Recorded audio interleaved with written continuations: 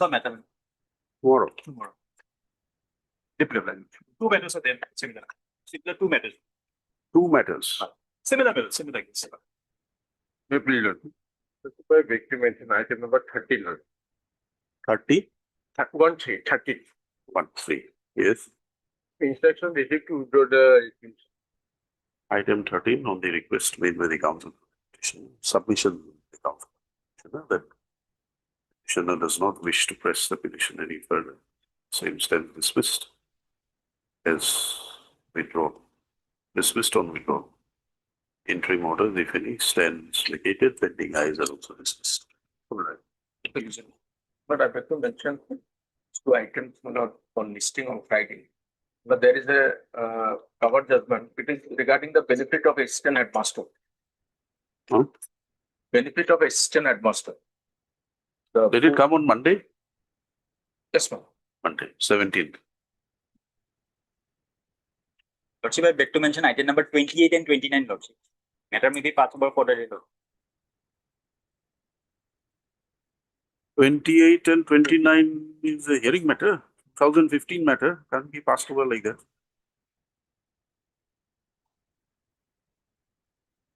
(28) and 29. 28, 29, Lordship. You wait until the matter is called up. We'll see. Yes.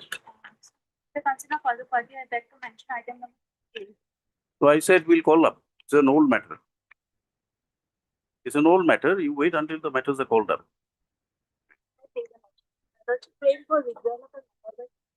Tomorrow.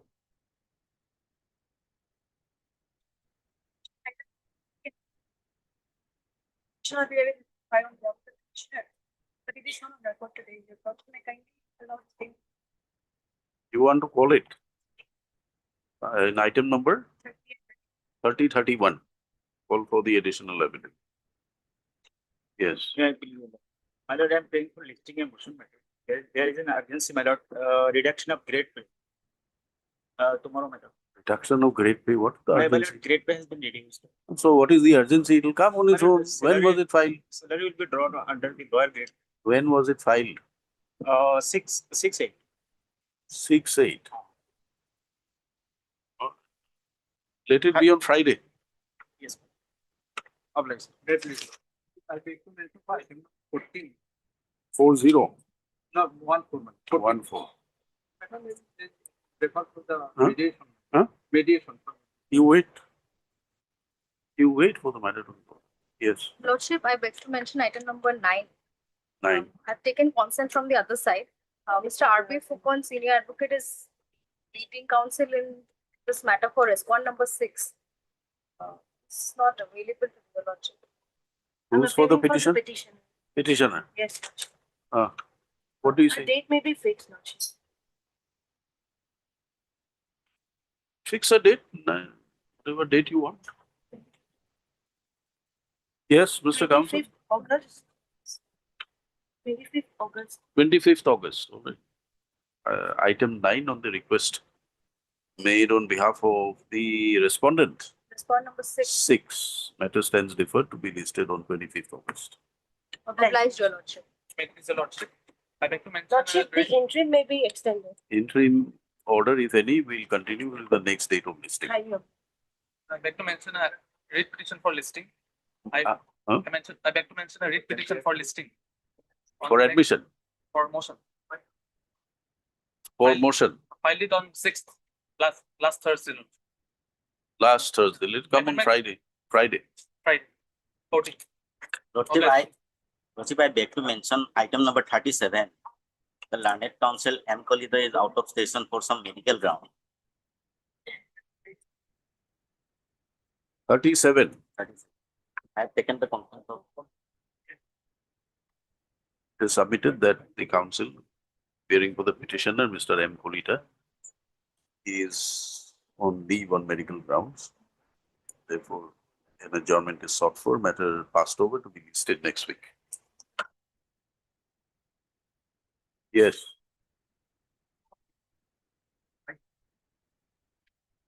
Whatever.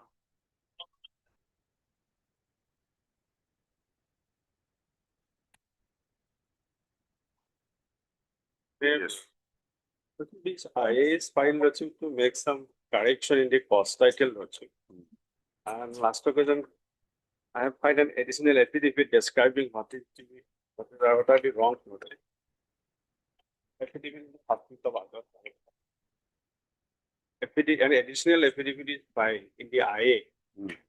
What is to be It is not corrected, Rachik? It was filed in first week of August. I have not verified the record. It is not here.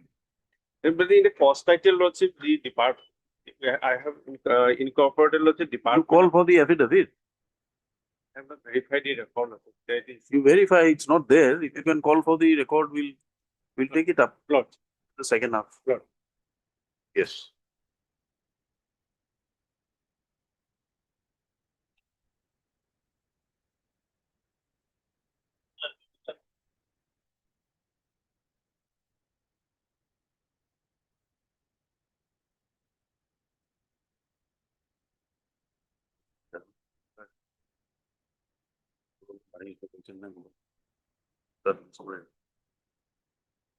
Yes.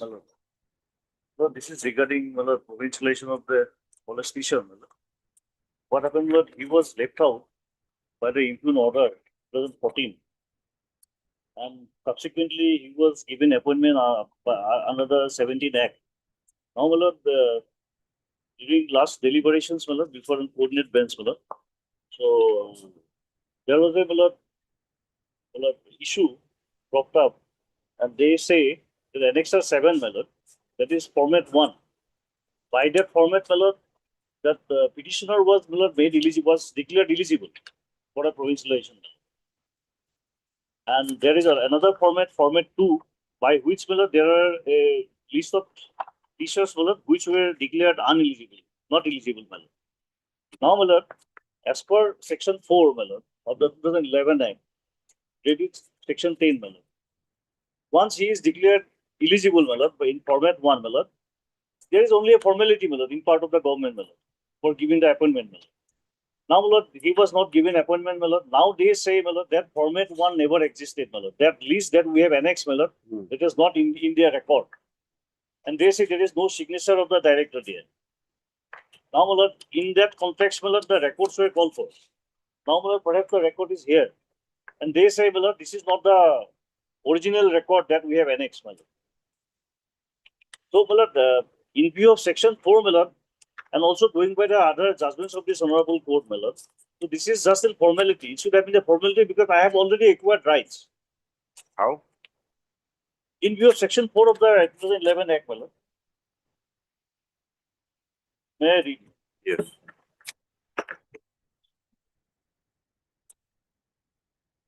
(2011) Act. Yes, so that was later on, 17.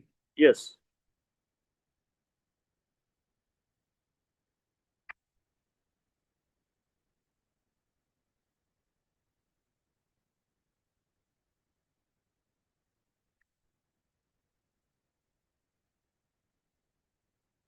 Yes, Page number. in page 653, if my lord is taking up his book. 653. Yes, madam.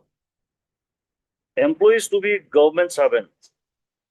The services of the employees of all eligible venture educational institutions under section 3 shall be deemed to have been provincialized on the date of coming into force of this act, and they shall become employees of the state government with the effect from that date, provided such institutions have completed at least 7 years of imparting education from the date of affiliation, recognition, concurrence, or permission, as the case may be, as on the date of coming into force of this act, provided that the service of those employees of the venture educational institutions eligible for provincialization under section 3, which haven't completed 7 years of their imparting education from the date of their affiliation, recognition, or concurrence, or permission, as the case may be, as on the date of coming into force of this act, shall be provincialized as and when the concurrent educational institution completes 7 years of imparting education from the date of such affiliation, recognition, concurrence, or permission, as the case may be.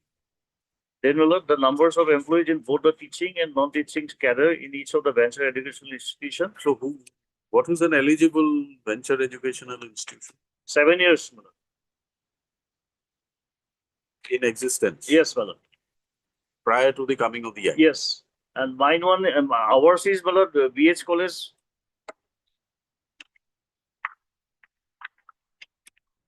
Auli, my lord, Borpeta.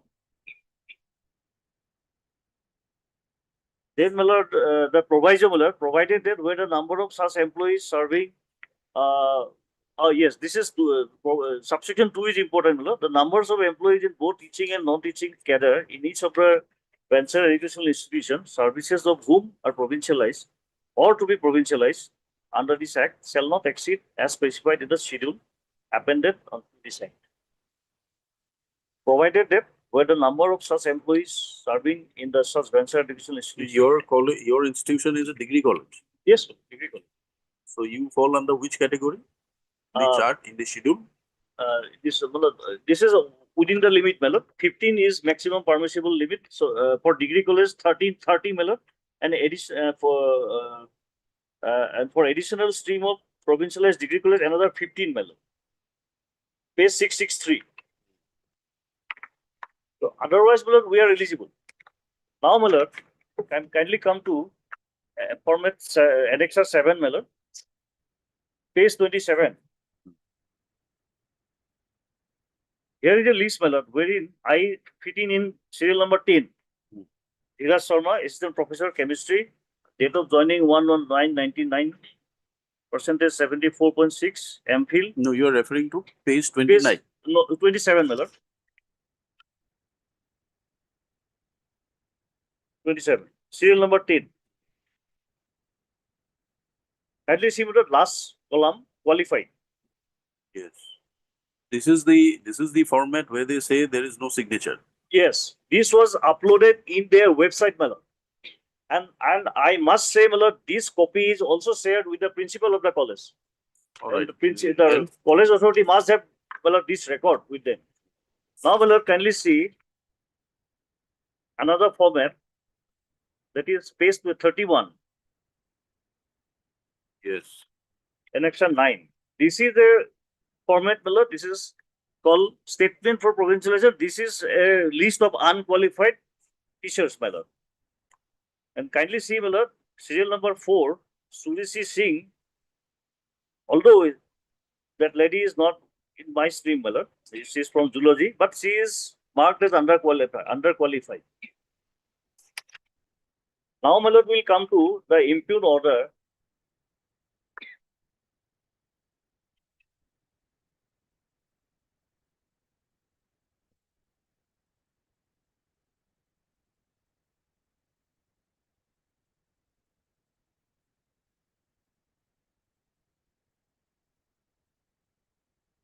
Page 29.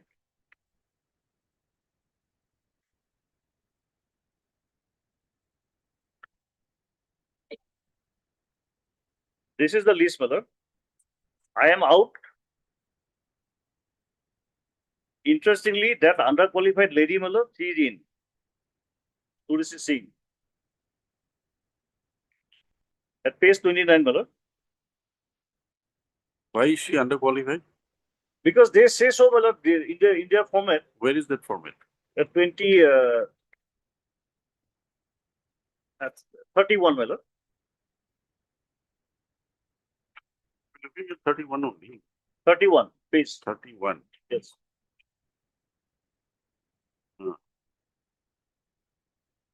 Underqualified. Yes. So, my lord, by this impugned order, I don't know how she was made qualified and I was out, my lord. Because of. Both are in the same subject. No, my lord. I'm just showing an instance, my lord. They are arbitrariness. You are in which subject? Chemistry. I'm chemistry. Chemistry. I have nothing to do. I'm not competing with her, my lord, but this is the, my lord, a factual scenario, my lord. Now, my lord, in similar circumstances, my lord, I have annexed another order, copy of the order, my lord. Kindly see annexure 11, my lord, page 38.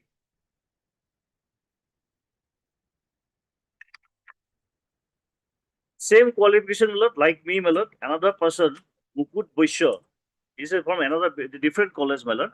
This is of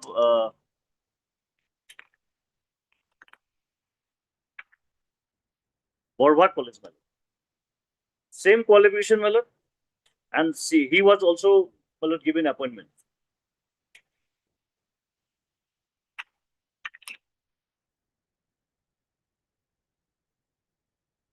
So, my lord, what after this, my lord, this whole my lord, textual scenario, my lord, there was a move from the government, my lord, that those teachers who were dropped out, my lord, they would be given appointment, my lord. Accordingly, one file was also moved, my lord. I have made specific pleadings, my lord, that para 11, my lord, para 11 of my petition, my lord. A file was moved. Concurrence for the finance department was also given, my lord. Now suddenly, my lord, the change of government, my lord, everything got snapped, my lord.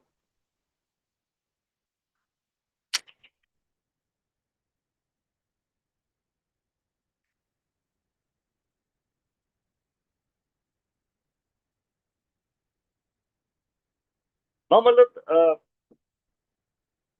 as per their last deliberation, my lord, they have stated, my lord, because, my lord, I have my MPhil degree, my lord. They say, my lord, it was declared on 22/11/08. That is why, my lord, sorry, not 28, my lord. They say it was, as per my record, my lord, it was not prior to 2011.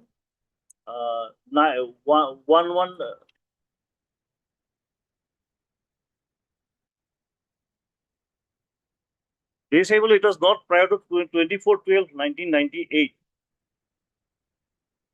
Because of that, my lord, my MPhil degree was not considered, and because of that, my lord, I was underqualified. They say now, my lord. But whereas in format 1, my lord, there is nothing, no mention about those things, my lord. So, my lord, in view of section 4, my lord, when already format 1 is declared, my lord, so there is nothing, my lord, for the government to held back. What is the stand of the government? My lord, they filed an affidavit, my lord. In that affidavit, nothing is clear, my lord. It's very hazy, my lord. They have not pinpointedly stated anything, my lord. I have filed a reply also.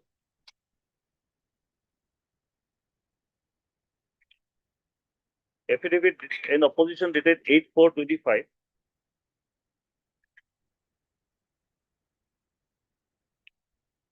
You did not clear net, slate and PhD. No, that was not required during that time. Why do you say that? Because net slate, my lord, this came into effect from 13/1/2000. During that time, my lord, there was no, net slate was not required, my lord. MPhil was there, my lord. MPhil was accepted, my lord. I had a MPhil degree prior to my joining. And similar situation, my lord, in other cases, my lord, in other colleges, people without having MPhil was also given appointment.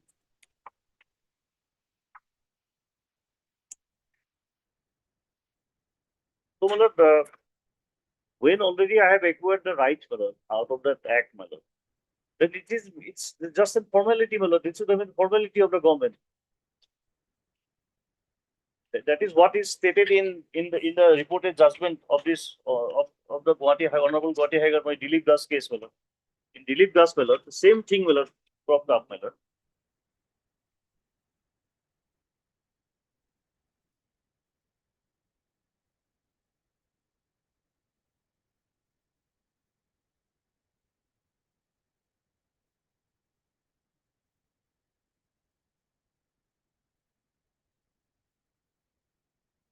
That para, my lord, 6 onwards, my lord. May I read, my lord? As already noticed, Section 4(1) of the Act of 2011 provided that the services of the employees of the eligible venture educational institutions shall be deemed to have been provincialized from the date on which the Act came into force, and from such date, they become employees of the state government. The only requirement to be satisfied for such deemed provincialization is provided under the proviso of Section 4(2), that is, the number of such employees serving in the venture educational institutions should not exceed the number specified in the schedule of the Act. In other words, a conjoint reading of section 4.1 and the proviso of section 4.2 would lead to a conclusion that in the event an employee of an eligible venture educational institution is within the permissible numbers prescribed in the schedule to the Act, the services of such employees would provincialize under section 4.1 of the Act of 2011 from the given date of operation of law. Section 10.2 of the Act 2011 further provided that in order to arrive at a conclusion as to whether an employee is within the permissible numbers prescribed in the schedule to the Act of 2011, the District Scrutiny Committee shall forward the verified list of eligible teachers in accordance with the numbers of posts specified in the schedule to the concerned director, who shall, after making further scrutiny, forward it to the Department of the State Government for consideration for issuing notification in respect of the eligible institutions and employees eligible for getting their services provincialized. Section 10.2 merely provided for the procedure to be adopted by the authorities in determining whether a given employee comes within the purview of the number of posts specified in the schedule, and such process does not in any manner requires the state government authorities to take an administrative decision as to whether the given employee is to be provincialized or not. As already noticed earlier, the service of the concerned employee is to provincialize by operation of law under section 4.1 of the Act of 2011 itself. And there is no requirement of the authorities in the administrative side to further provincialize the services of the given employee. Provision of section 10.4 is merely for providing a procedure to be followed by the authorities in arriving at its conclusion as to whether the given employee is within the permissible numbers as provided in the schedule. In the event the authorities pursuant to such process arrived at a conclusion that the concerned employee is within the permissible number as provided in the schedule, there is no further requirement of issuing any administrative order for provincializing the services of the concerned employee, inasmuch as his service already stood provincialized by operation of law under section 4, subsection 1 of the Act of 2011. Any such order that the authorities may pass would be only in the nature of an order recognizing the provincialization of the concerned employee, which had already taken place by operation of law. Such order of recognition cannot be construed to be an order provincializing his service. Then, my lord, para 15 also, my lord.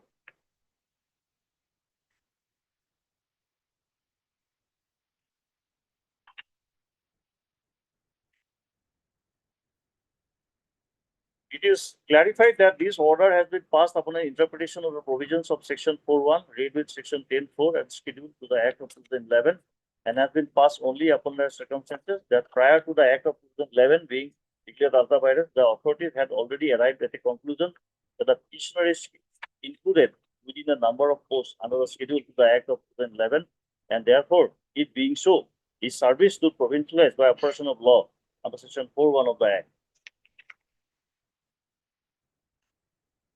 So, my lord, this is a similar situation, my lord, wherein, my lord, the Act was interpreted like that, my lord, and the petitioner was given appointment to, my lord.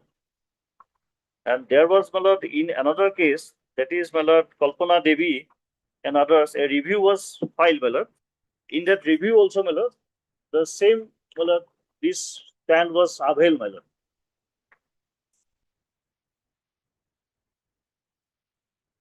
Review order, my lord.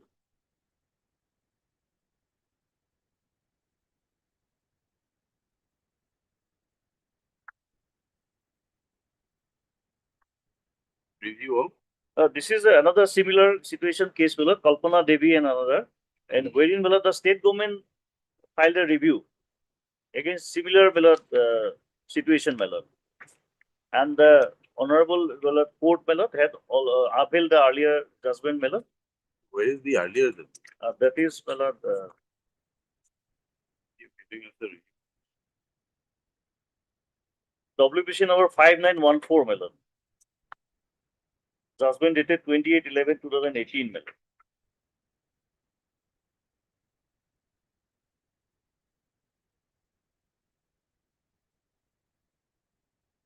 similar situation, man.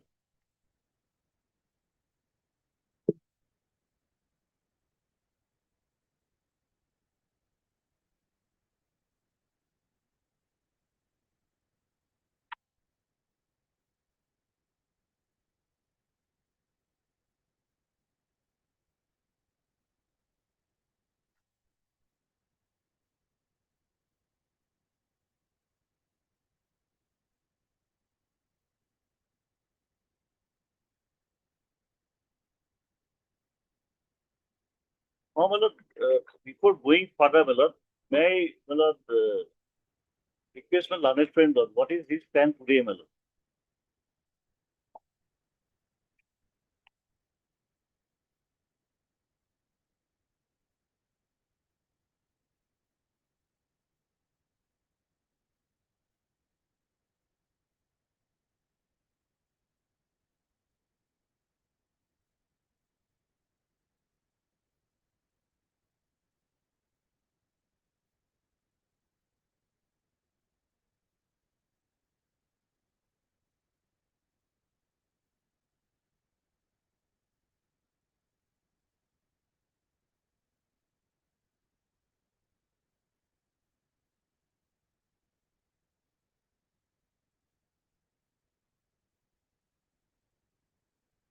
Yes, My minor may kindly play with the pair portion of the petitioner laws. Under which act is seeking the regulation notice is 14 laws.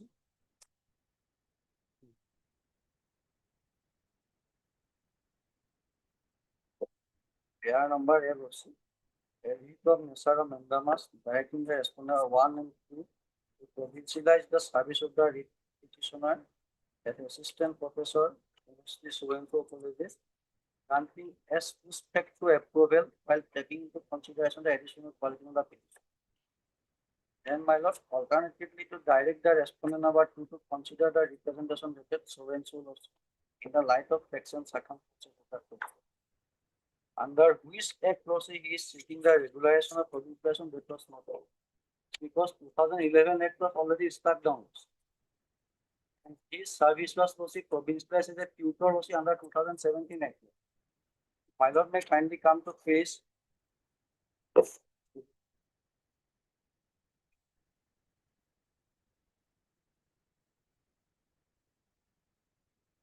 May kindly come to page 44.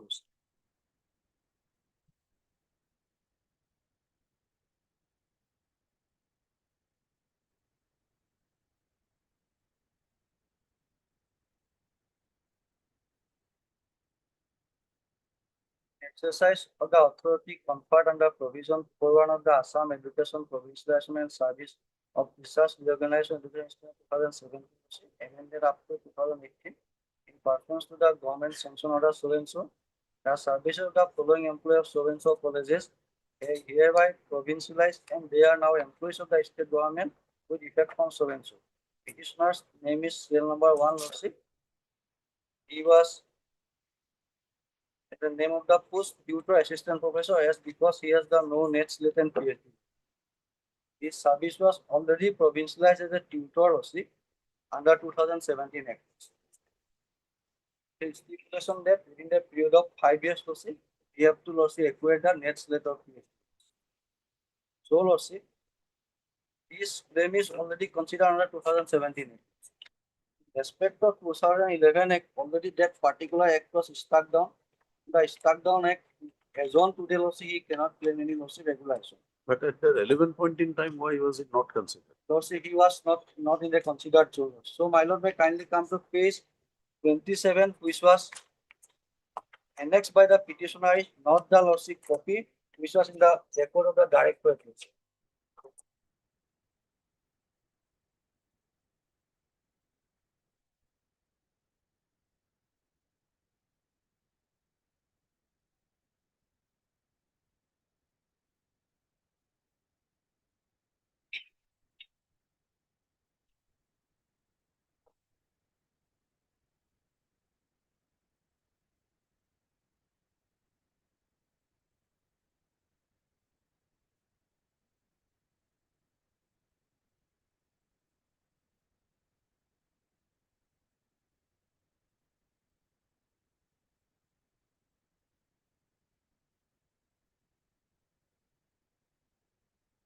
order. No question I.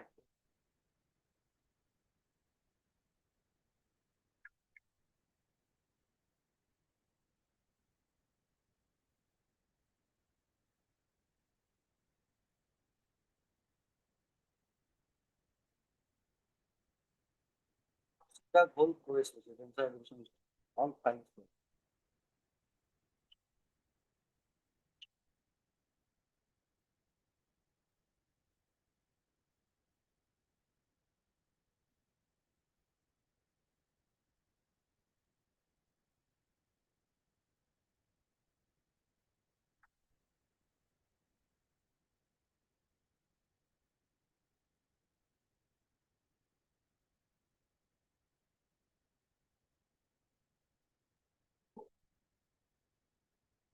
Mylon may kindly come to the first flag and second flag also. There are also the marks column is there. The second flag.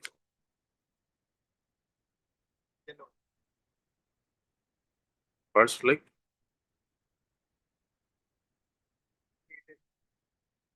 Huh? There is the first flag.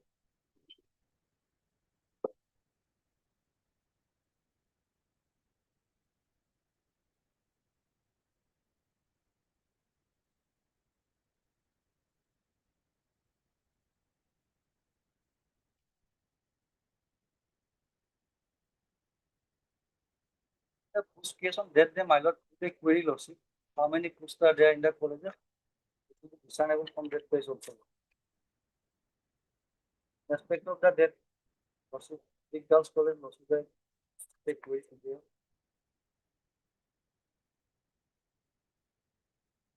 You are in which college? PS Auli college, lordship, that remark column, my lord, may kindly. But we can put it by way of affidavit also. This is additional stream. Lordship, additional listing. Originally, they are the lordship provincialized colleges under the 2005 Act.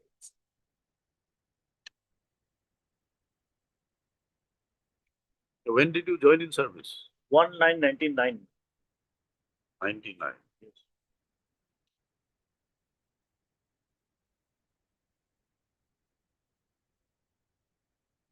Next slate was not required. Where is the requirement for MPhil?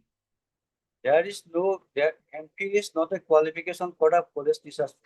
From the 1987 onwards, you see, net slate and PhD. 1991 UGC regulation also says that net slate and PhD. 1998 also net slate and PhD. And his case is considered under the 2011 Act. Also.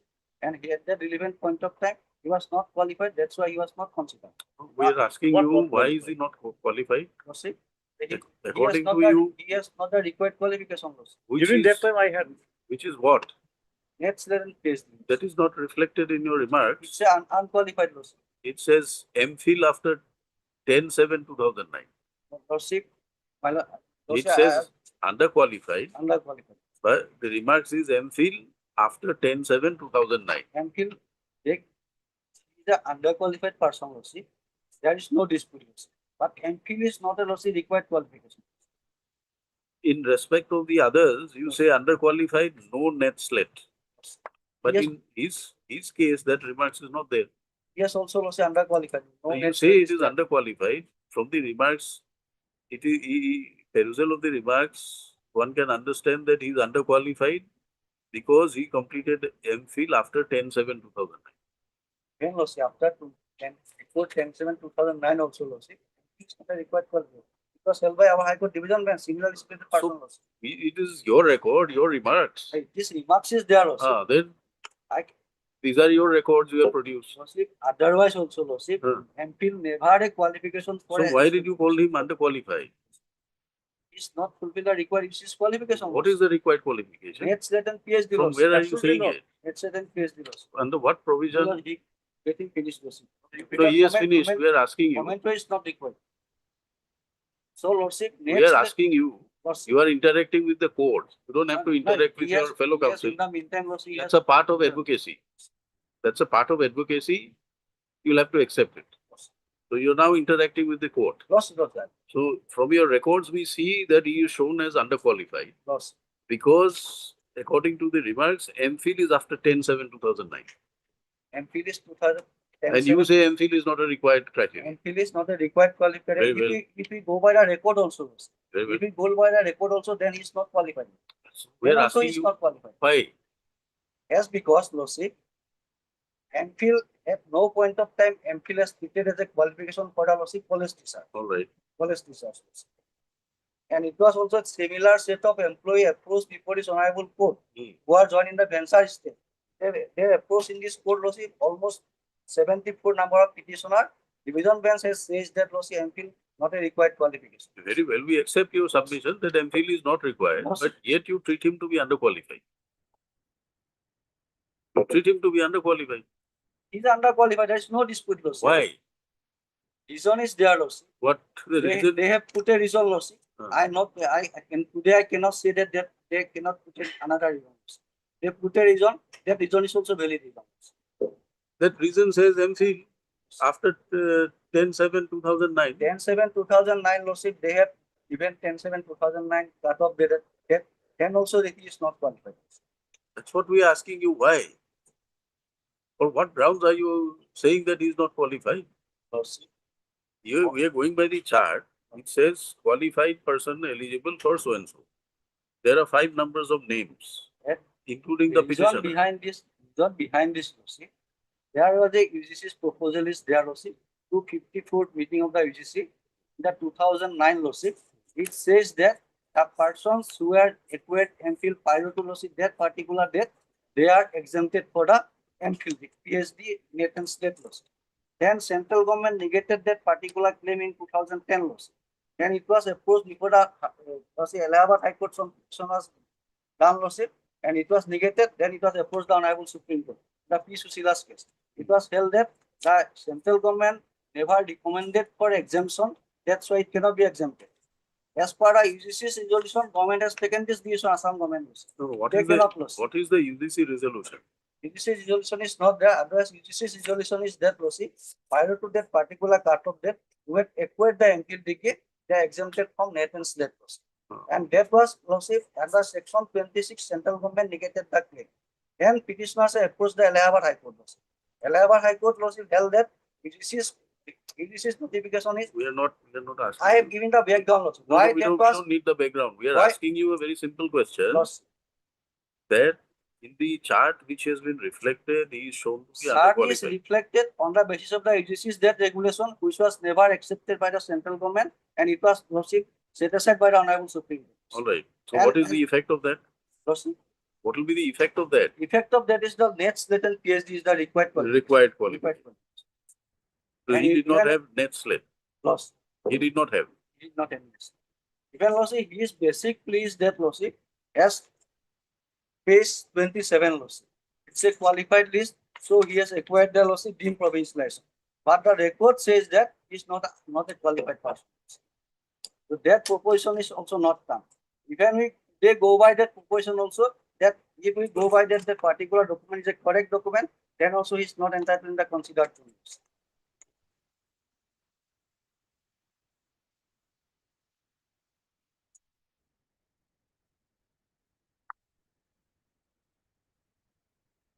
Where is the notification?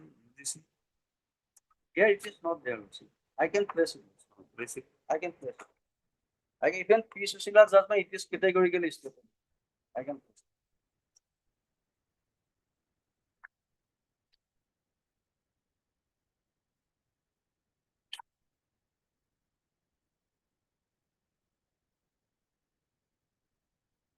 And under 2017, he's regularized, provincialized As as a tutor, as tutor. because he is not the qualification, as because he is a tutor, with his condition is stipulated that Lucy, within a period of 5 years, if he acquired the Lucy that qualification, he will entitled for a full UGC scale of payments. So he did not acquire. Where is the rider in 2017 Act? 2017.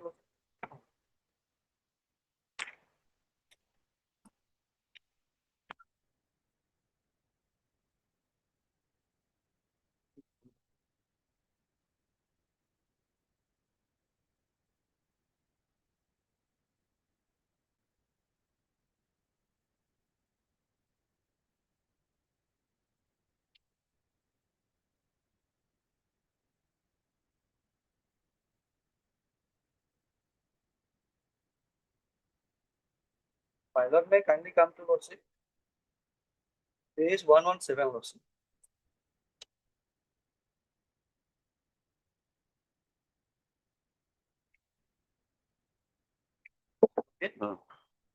Say terms and condition of the service, then my lord may kindly come to CL number 3, lordship. 8 subsection 3, lordship. For the tutors whose service are provincialized as tutors under this act, their scope of work and other conditions of service shall be notified by the concerned administrative department separately. The emolument of tutors shall be paid at the rate as specified in the schedule appended in this act, subject to the condition that the enhanced emoluments after 2 years or 2 years as per schedule shall be admissible in respect of a tutor on submission of a satisfactory performance report by the head of the concerned education institution to the drawing and disbursing officer after completing 2 years service from the date of provincialization. In the event of subsequent acquirement of educational or professional qualification by such tutors within a period of 5 years from the date of provincialization of the services of teachers in the concerned venture institution, they shall be eligible for upgrading their post as a teacher. So, lordship, 5 years gestation period is there, lordship. In that particular period, they have to obtain the required qualification.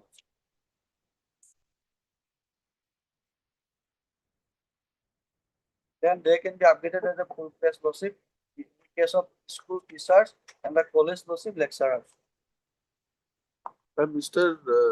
Counsel for the petitioner, you show us that the net slate is not required.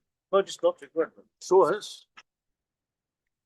My lord, Show us from the UGC, what do you call that? no, my lord, Circulars. kindly come to the 2011 Act for a moment. Because Which my act? lord, Which act? 2011 Act, it was very struck down, my lord.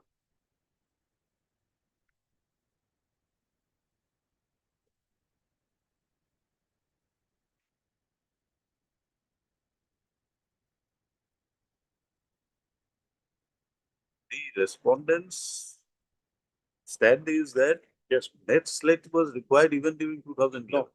No. I'm sorry to say, my lord, this is not a proper submission, my lord. Because why I'm saying so, my lord, that OM, my lord, UGC OM 24/12/1998, there is an OM, my lord. That was given effect to by the state government with effect from 13/1/2000, my lord. Let my learned friend, my lord, in his affidavit state it, my lord. When he files this record, my lord, along with the affidavit, my lord, let him also say, my lord, when did OM was effective in Assam. That was from 13/1/2000, my lord. So where have you stated? No, it? that I have not stated because that is not required in my case, my lord. Because in my That's case, the my lord, ground they have taken up that My you have not qualified. no, no, You are not qualified because you did not satisfy the net slate. no, net slate was not at all required, my lord, during that time. You stated, have you stated in your petition or in some documents that you have brought before the court? No, my lord, when I say that I am governed by 2011 Act during the relevant time, my lord, may I read, my lord, Are the you provisions of the suggesting Act? that during 2011 Act, UGC's rules and regulations were not applicable? UGC was there.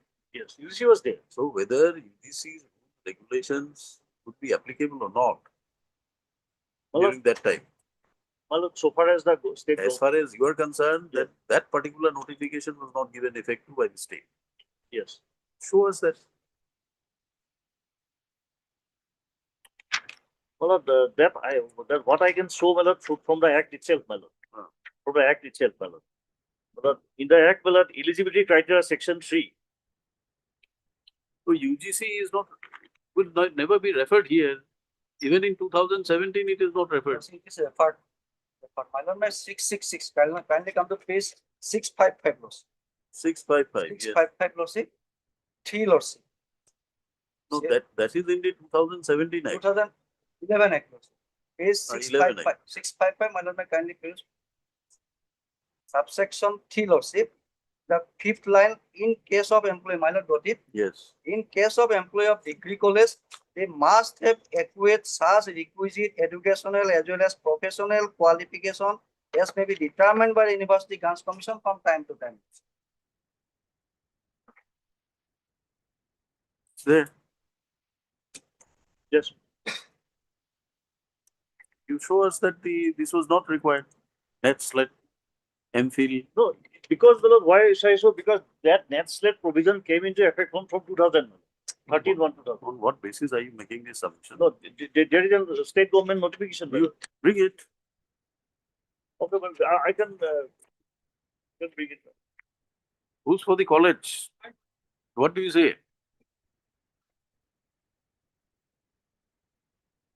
That's right. But he's an employee under you. Yeah, this is employee. Did you recommend his name for provincialization? Yes. So on the day of recommendation, did he satisfy all the requirements? Must have. Because you have recommended his name. Huh?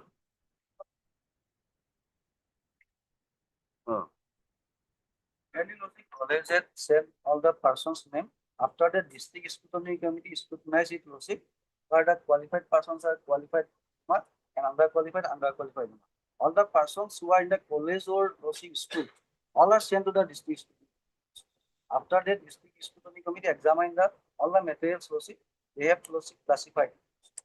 As per section 10. It is not the college Losik, they have to Losik qualified who is the qualified or not. So what is the college supposed to do? They're supposed to send the names. College, they have just send it to all the employees. Losik, they can be. So on the day when you sent it, what was his qualification as per the college records?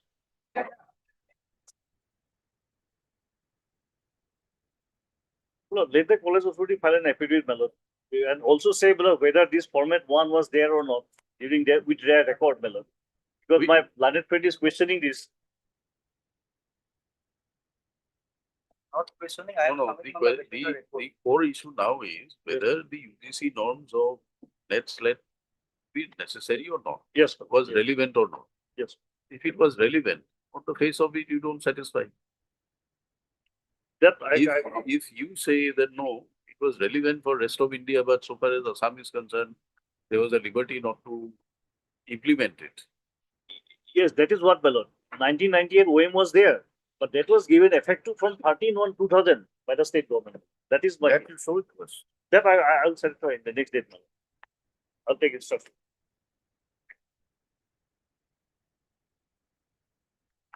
Well, let this record, well, that my learned friend has shown today, well, let this also be put in affidavit.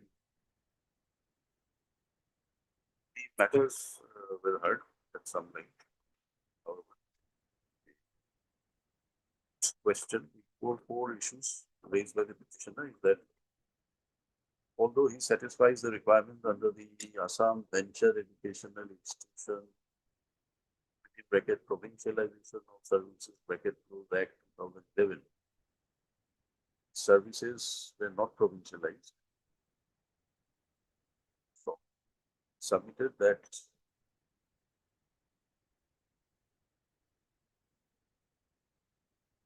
initially his name appeared in the list of candidates who were shown to be eligible for provincialization. However, subsequently, the list was altered and his name did not figure in the same list. So, counsel for the petitioner submits that this was altered on grounds which are not germane and contrary to the provisions of 2011 Act. Referring to Section 4 of the Act, Section 4 of the Act, he submits that the services of all employees teaching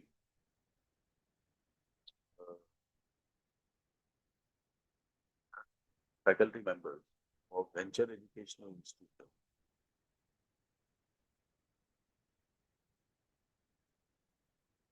shall be deemed to be provincialized on the date of coming into effect of the Act of 2011, and they become employees of the state government with effect from that date. It is therefore submitted that by this deeming provision, the petitioner had already become employee of the government under the 2011 Act, under the Act of 2011. And therefore, the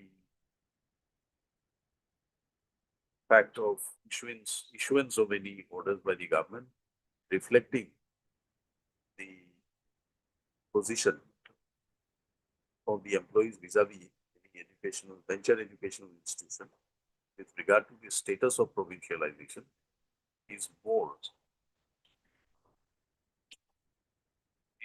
only a matter of form, as the statute has given them the status of being government employees. Para, per contra, Mr. A. Gauhati, Learned Standing Council for Higher Education, speaks the contention raised, submits that the writ petition was filed in the year 2020 and the Act of 2011, when was it? 16 was. 2016, Act of 2011 was set aside, was held to be unconstitutional by the judgment of this court the year 2016. Therefore, 29. on 29, 29, 2016. 23/9/2016. So it is therefore submitted that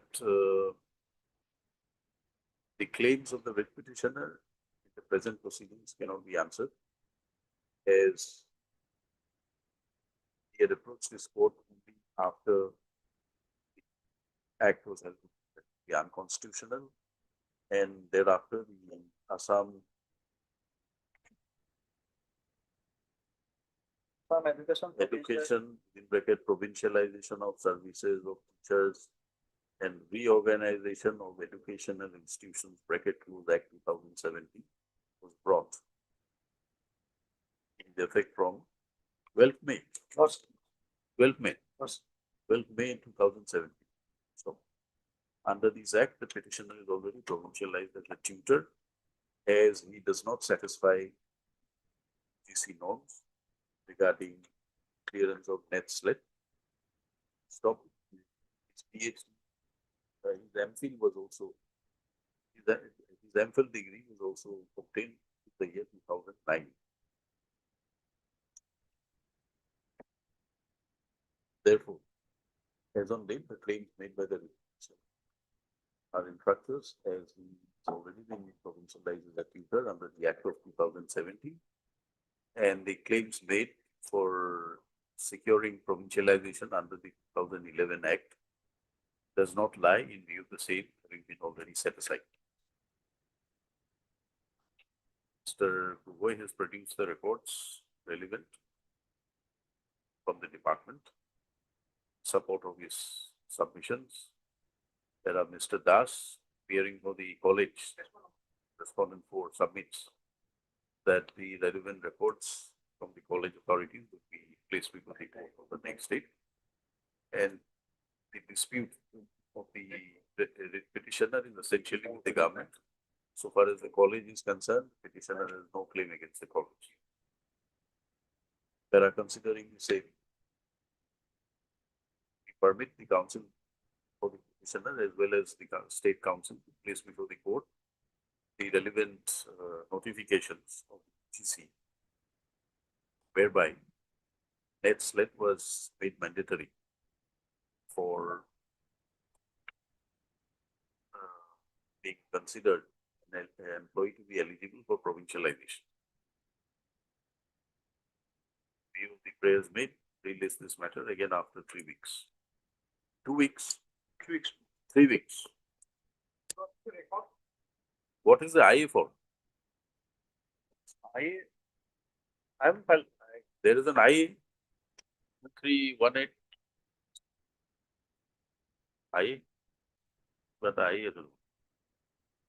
Huh? Sorry. The records of the department are returned back to the Standing Council Higher Education. Records, take it back. Verify it is available. If it is not available, should have been available. But there must be some copies available in the college. Oh, can date will be fixed? 17 September. further hearing. Not further here. 17th September. Not to be treated as pardon. 24th.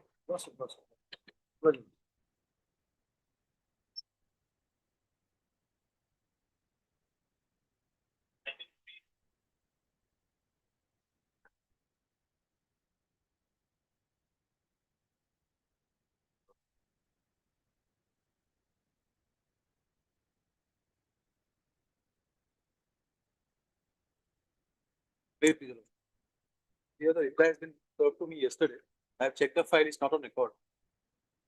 Reply or affidavit? Yes, this affidavit filed by the, Affidavit in opposition or reply? I'm sorry, affidavit in opposition is by respondent number 3. Do you want to file a rejoinder? No, Your.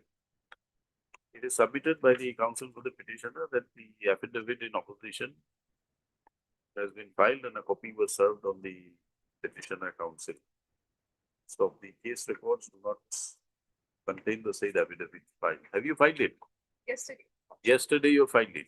MS Hazarika Learned Counsel for the Finance, SCRT. SCRT submits that the affidavit has been filed yesterday. Registry will trace out the affidavit and connect it to the case record and this is the matter after. Also, can this matter be taken up on DT? Because this Tukendu Bhattacharya case applies to it. It can be disposed of. Let it be on 20. Yes, 20. I'm deeply.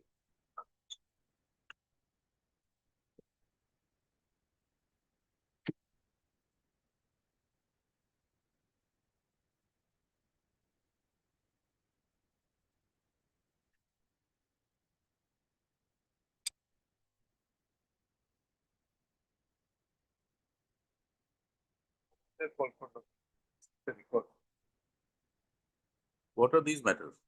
The acceptance of their certificates. BC certificates. EWS. They said they have produced it, but we are denying that they have at that relevant point of. Why have you not produced the record? Records were because the records were sent back to the SSC, so we are collecting this because there are number of petitioners, so we are collecting that. Some of from CRPF, so they are in item number 7, CRPF candidates are also there.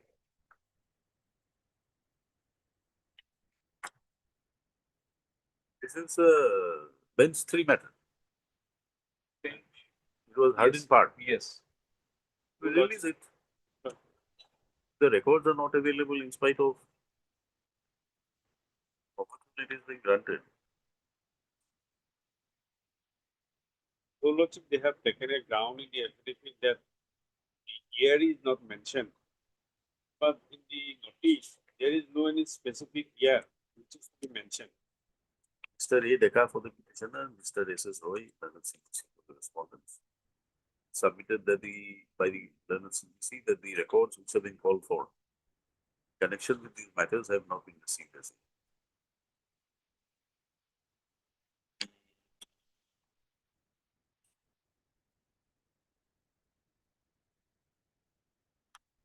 The respondents were directed to produce the records on 16/6/2026.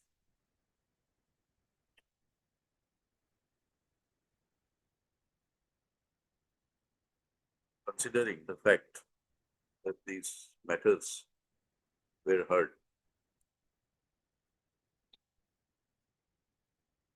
earlier on some dates, it was kept as a parted matter, enabling the respondents to produce the records. If the records have not been produced, the matter be listed again after 3 weeks. 3 weeks. Matters are released from parted. After the date, Any date.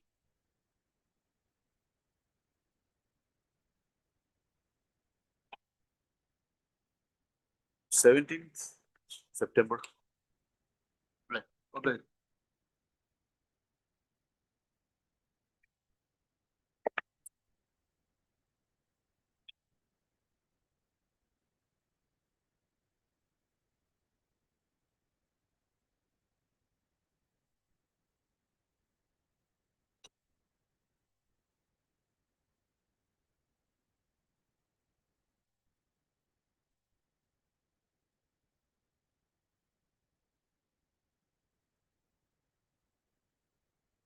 Enough. PM.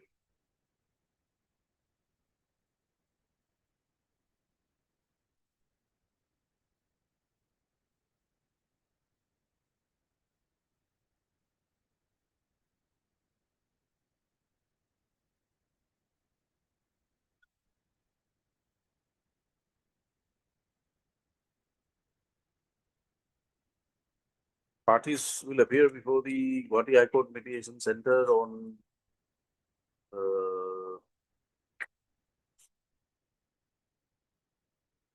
28th August.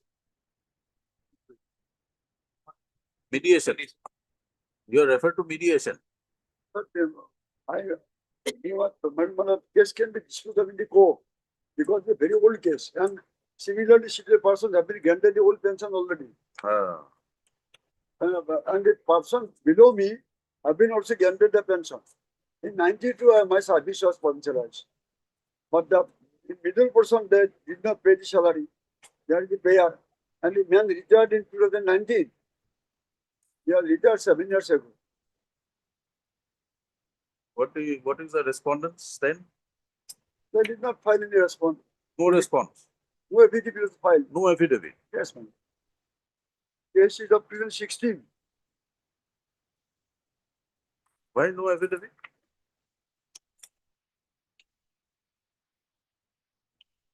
That's the order, my lord, from the Honorable Court.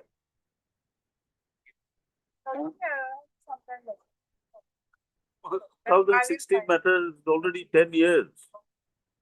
You want to file an affidavit now? A similar case was disposed of, my lord, by the Honorable High Court. I have got the judgment. Yes.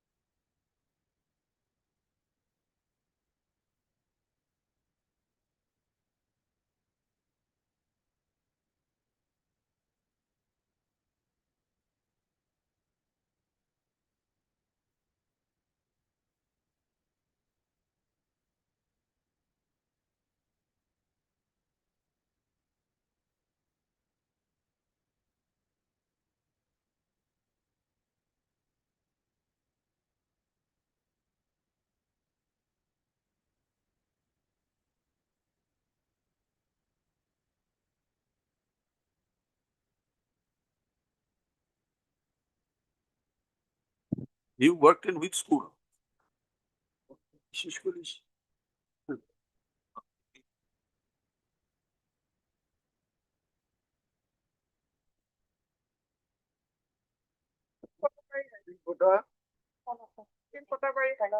How is this order relevant? How is this order judgment relevant? relevant because they are also, my lord, the government wanted to pay the new pension.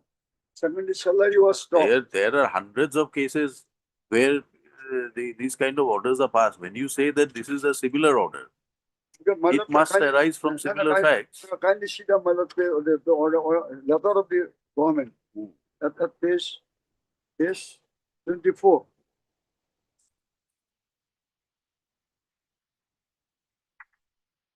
Extra seal of it.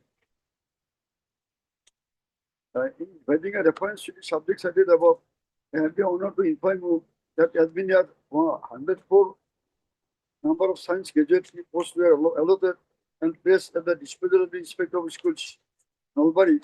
At the time, at the relevant time, the then Inspector of Schools, Dr. Bimal Krishna Bhattacharya, appointed has been at 131 candidates against the allotted and sanctioned post of 104. Thus, he excessively appointed 27 number of candidates against the sanctioned post. Though the candidates mentioned in the employees list joined their services in terms of the appointment in respective schools, the concerning officer, the officer are reluctant to pass the bill as the teachers were appointed in the non-sanction post. Therefore, the candidates filed civil suits with the Honorable High Court for payment of their salaries. In all the cases, the Honorable High Court passed the orders for payment of their salaries directly in Inspector of Schools, not by Sarko, District Sarko.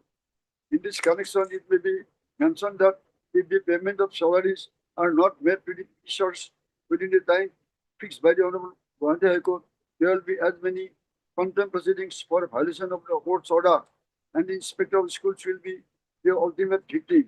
The then Inspector of Schools, Srimati H. Begum, by her letter number so dated 3194, directed the concerning head of the schools for making payment of their salary to the salaries of the additional science gazette teacher in person of the order of the Gauhati High Court.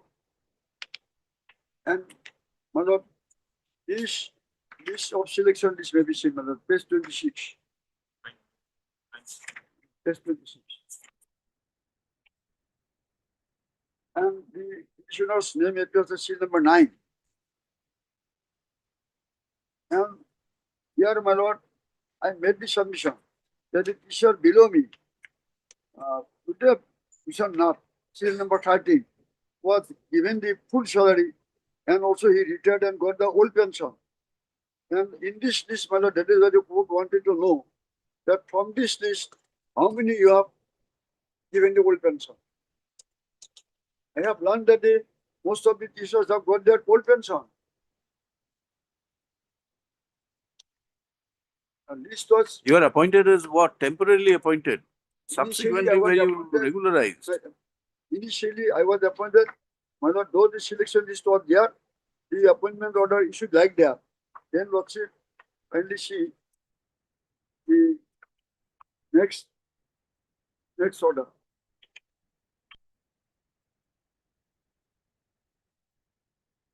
Where is your order of regularization? Lordship, just a minute.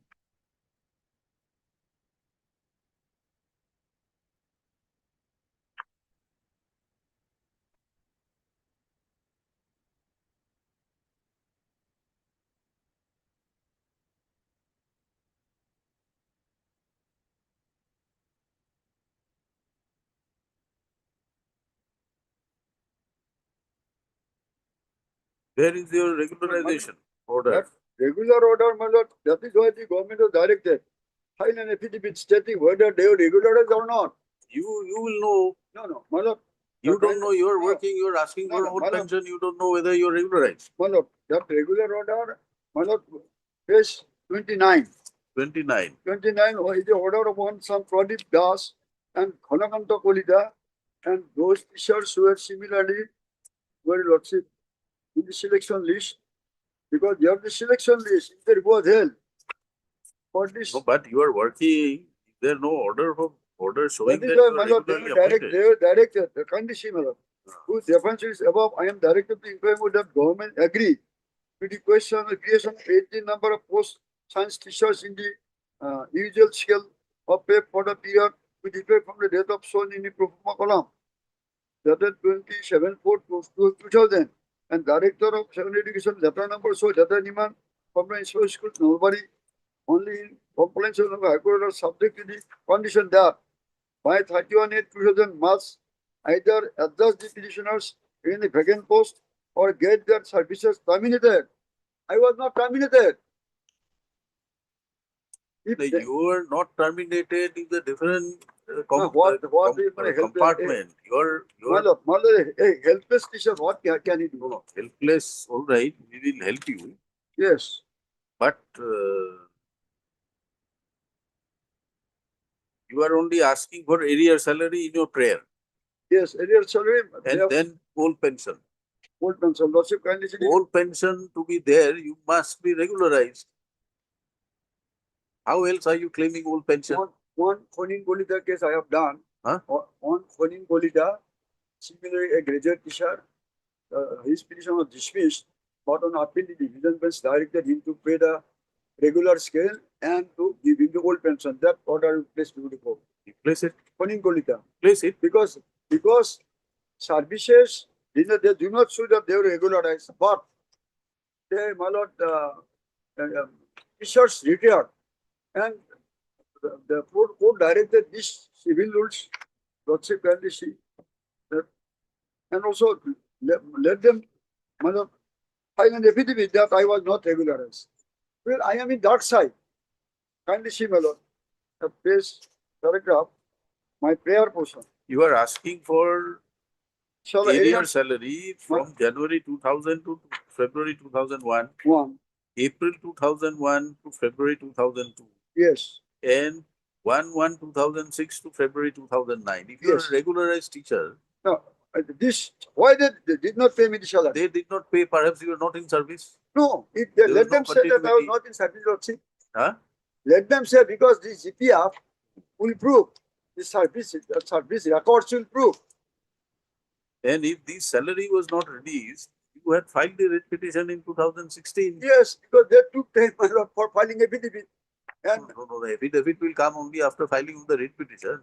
that is, We are saying that from 2009 case was filed in up to 2016. 2009, you did not receive the No, payment. no, my lord, there was regular correspondences. The Ah. presentation was filed one after another. One after another. That is why, my lord, notice was issued to them. Page 35 may be seen, my lord. Page 35.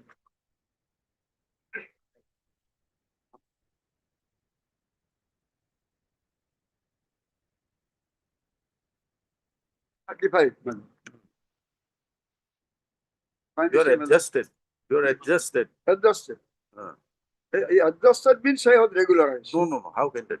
That I How can that? I leave to you, lordship, because No, you can't leave it to us. no, kindly see the If you list. leave it to us, we straight No, away disagree. No, kindly see, madam, let me read the. Ah. In pursuance of the government letter number so and so, the following 4 science gazette teachers of normalcy appointed by the Institute of Schools, now by during 90 to 93, and posted at the schools noted below, their names are hereby adjusted with a prospective effect against the vacant sanction post.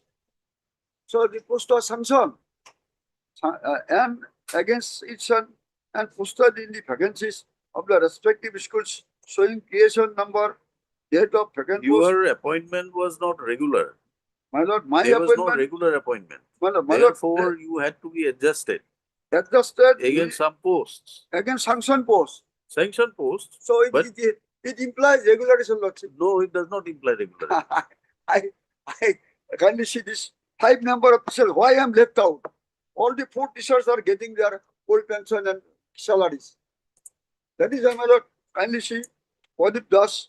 With the position is below in the selection is below in me. Then Pradip Sharma, then Karuna Bhatta. These 4 teachers have been adjusted and against the sanction post. If a person is appointed against sanction post, my lord, it implies regularization. No, it does not. Then my You are not submission. appointed. You are adjusted. That's why, my lord, I placed to the public judgment In so far division. as, what is your name? Oh, my lord, last Karuna Bhatta, seat Oh. number 4. Then why did you say your name was left out? Karuna Bhatta, my lord, along with other 3 persons, my lord, against sanction post, we were adjusted. The word adjusted, they use this word. This is English. That word adjusted, they should have regularized me. Instead of adjusted, word should be regularized. That is the division bench has given an explanation to Konim Golda's case. I In- respect that judgment. Place it. In the meanwhile, let them, my lord, respond to this case by filing an affidavit. We can't compel them. If they don't want to respond, they will not Oh, yes, respond. Good for you. my lord, There is no objection. that the observation may be made. Whatever you say will allow your writ petition. They have not objected. Yes. Or we may dismiss also. But in case we allow, there is no objection, so we'll allow it. Yes. When do you want to place the judgment? After 7 days, 7 days. judgment will reach me. That night I came to that case is listed. The matter be listed on 25th, enabling Mr. R. Sokia, Senior Counsel, appearing for the petitioner to place the judgment of a division bench in Division support of bench. his contention. The counsel for the respondents have not filed their affidavits. Nevertheless, we permit the state respondents to complete their instructions and place it before the court by the next day. Released on 25th. Problem. Matter is treated at order. No, can't be. You are yet to place a judgment. That judgment will place. No, after placing the judgment, we'll have to hear you. On 25th, we'll decide.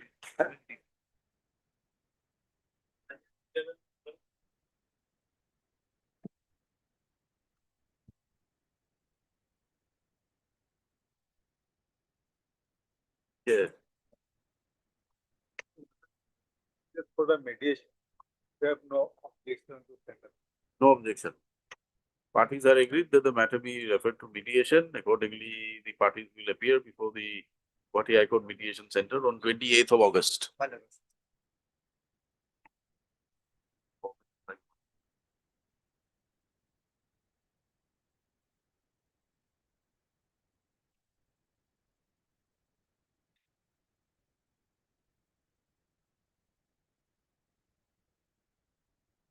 Mediation. Counsel for the parties agree that the matter can be referred to mediation. Accordingly, parties will appear before the Gauhati High Court Mediation Center on 28th of August. I want to be August. Right?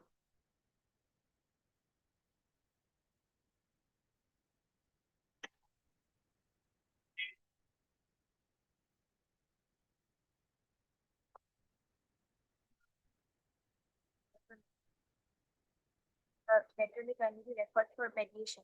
Counsel for the petitioner has appeared and submit that the matter be referred for mediation. Anyone for the respondents? They are referring it for mediation. The matter, therefore, the parties will appear before the Gauhati High Court Mediation Center on 28th of August.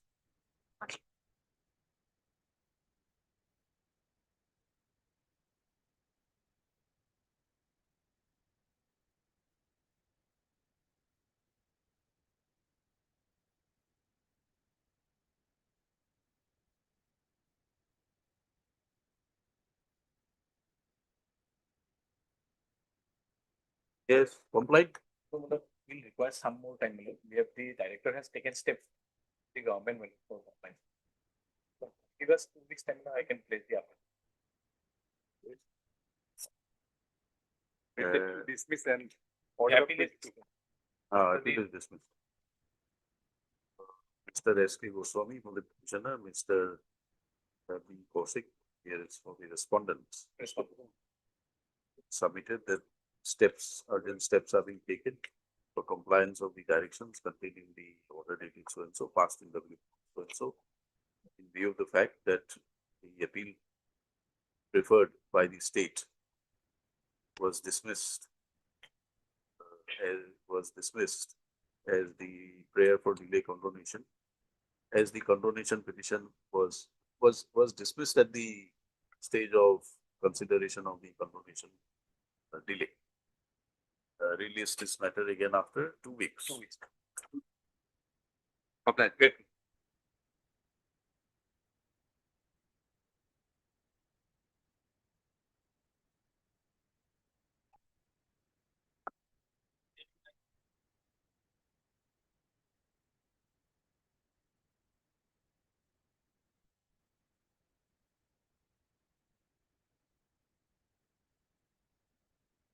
Wait, please, Lord.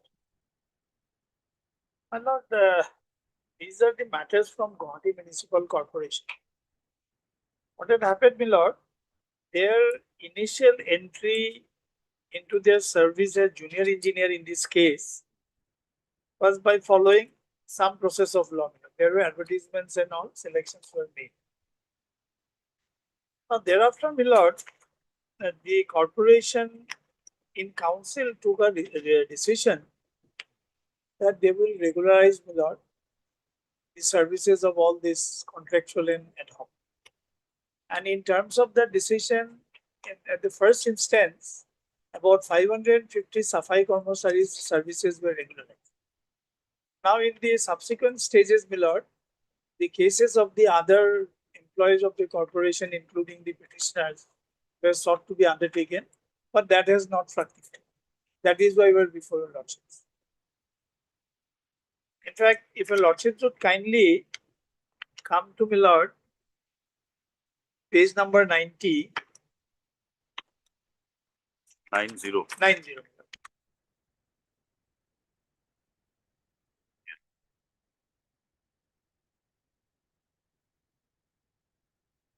Kindly see, my lord, on 28/1/21, this decision was taken.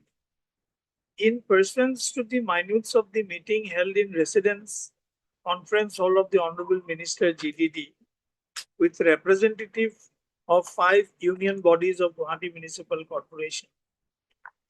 On 26/1/21, the following employees are temporarily posted in personnel branch for speedy disposal of regularization work of Gauhati Municipal Corporation employees. Well, this committee was constituted in order to facilitate, my lord, the regularization of the employees. Now, if your lordship would kindly come to page 91. This was on 10th of February 2021.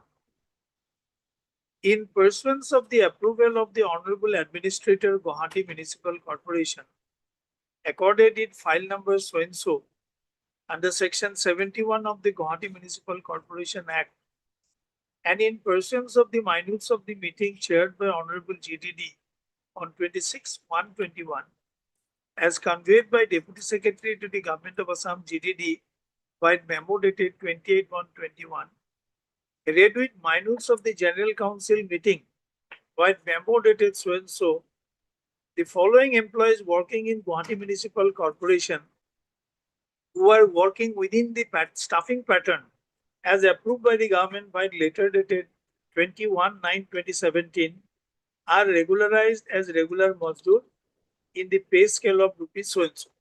So, my lord, pursuant to that decision, this, I think, up to page number, your lordship should kindly see, have a look at page 99.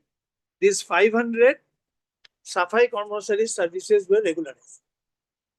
Then, my lord, at page number 100, now another committee was constituted to undertake similar exercise in respect of other employees. In Now- this list, the names of the petitioners No, are my not lord, there. because those are only Safai Karmacharis.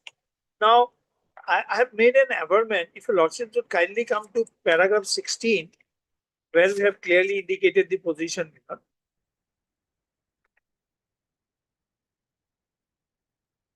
At page 16, that the petitioners beg to state that pursuant to the decision taken in the meeting on 26, it should be 1/21, chaired by the Honorable Minister Gauhati Development Department, with representative of 5 union bodies of GMC, which was also attended by Commissioner, Additional Commissioner, Joint Commissioner.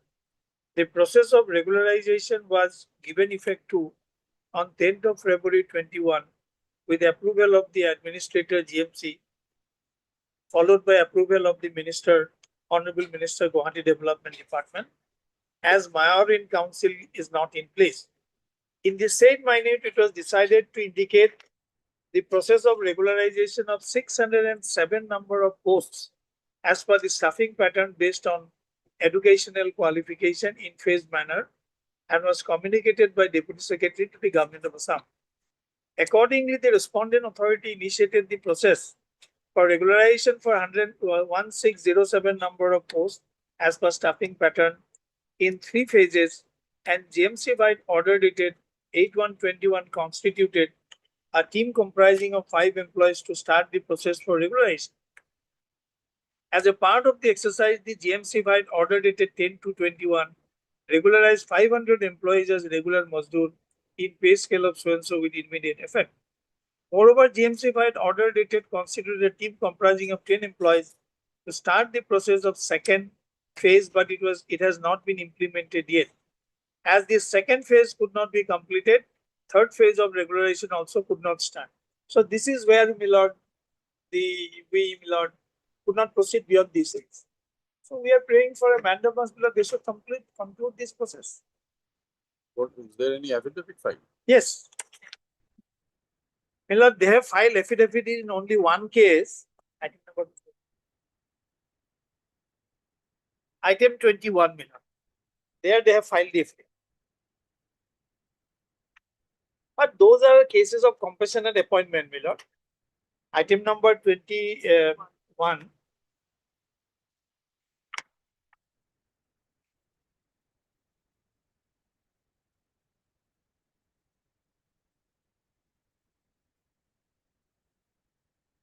Their stand is basically at paragraph 10, Milord.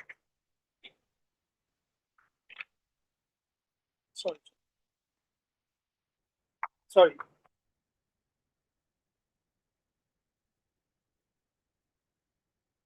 Their stand is at paragraph 8 at page 59. They are saying in view of Umadevi it can be done. Milord, Umadevi is not a restraint on the power of the authority. Umadevi is a restraint on the power of the court to direct regularization. Now authority itself has taken a decision. So now to say that Umadevi is coming in the way, in my humble submission, cannot be correct. Para 8.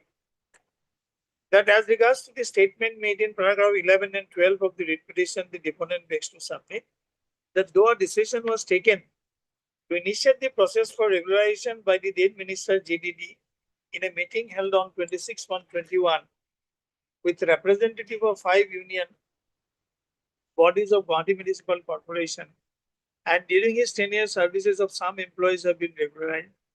The decision of the then Minister GDD was never given effect to thereafter. In regard to the deponent, in this regard, the deponent begs to state that in a recent meeting held on 7th of July 23 in the conference hall of the Chief Minister's office for discussion on various issues relating to Gauhati Municipal Corporation, including the issue of regularization, a decision was taken to the effect that in respect of issue of regularization of employee, in view of the judgment of the Honorable Supreme Court in Umadevi's case, regularization could not be possible. My Lord, Umadevi never came in the way of the executive to frame a scheme for regularization. So it is not our case that to direct the authority, GMC or the Municipal Administration Department to frame a scheme. They themselves have framed this scheme. Now it is to be implemented. My humble submission is, this stand is perhaps not legally tenable. It is GMC, it is the concerned minister. Your only prayer is that this process which they have started Should be brought to its logical end.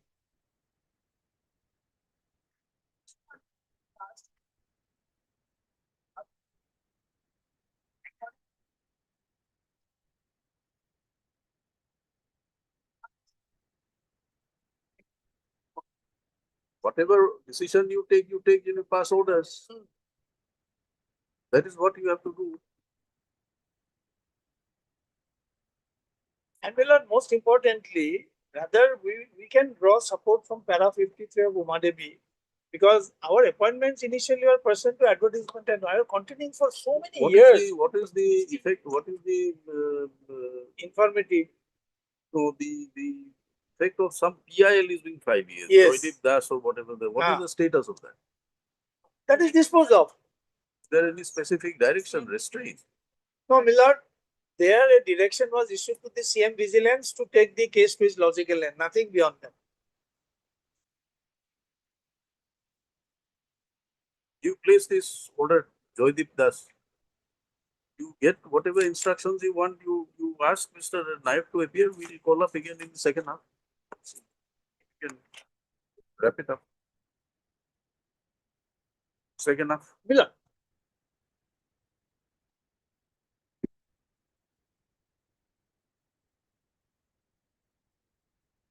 Here in this case, the issue is whether the period of service rendered prior to regularization of the service of the petitioner can be counted for the purpose of pensionary benefit. And the service of the petitioner was regularized from 12/12/2005. And she joined in service lordship on 8/4/1988, temporarily on a ad hoc basis, initially for 4 months. subsequent leadership she continued, and thereafter lordship some dispute arises lordship after his transfer in the year 2005. She was transferred from Karbi Anglong to Nolbari, but she was not allowed to join in the service. Thereafter, lordship, the matter was communicated from the departmental authority. Still, she was not allowed, and with the intervention of this honorable court, she has been allowed. But during that period, lordship, her payment was not made, and her payment was made from 12/12/2005, and from that day, lordship, her service has been regularized. And in the meantime, lordship, after 31/2010, and not the next day, lordship, that is 1/1/2011, she submitted an application for medical leave. That was not allowed, but she was in leave. In this way, lordship, she was not in service from 1/1/2011, and ultimately, lordship, she retired on 30/4/2022. And now, lordship, this requisition is filed, claiming for arrear pension for the period from 1/2/2005 to 11/12/2005. For this period, and for pension and other retirement benefits.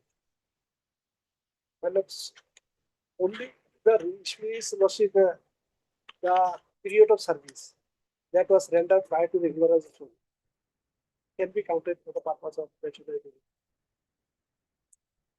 Pensionary benefit, you are under which pension scheme?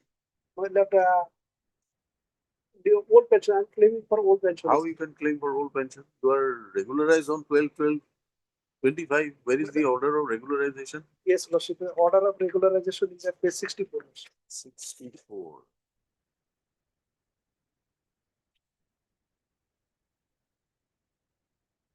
With effect from 12/12. 12. That is after the new pension. My lord, after the new pension. Then how are you claiming for the old My pension? lord, my prayer is to regularize my service for my initial date of entry. That is 8/4/1988.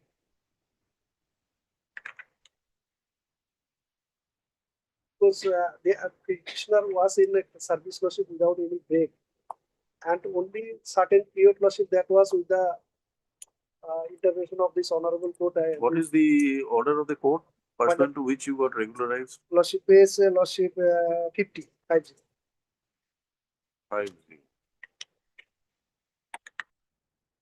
Paragraph lordship page 54 is important. Paragraph 6.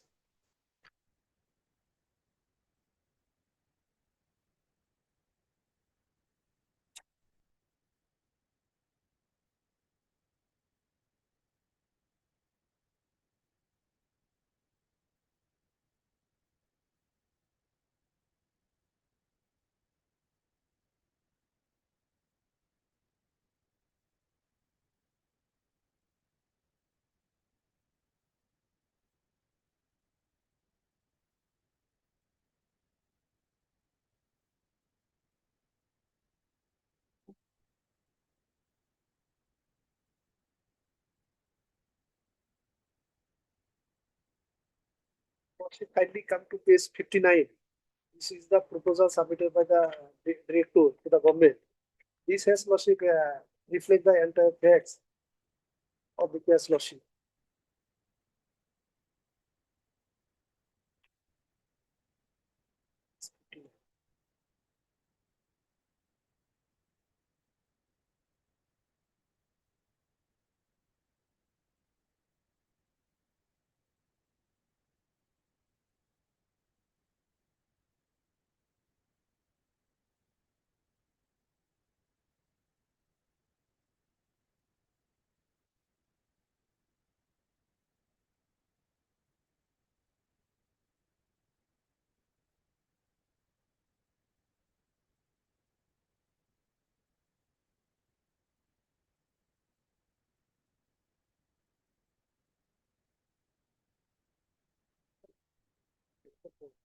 It is the transfer vacancy.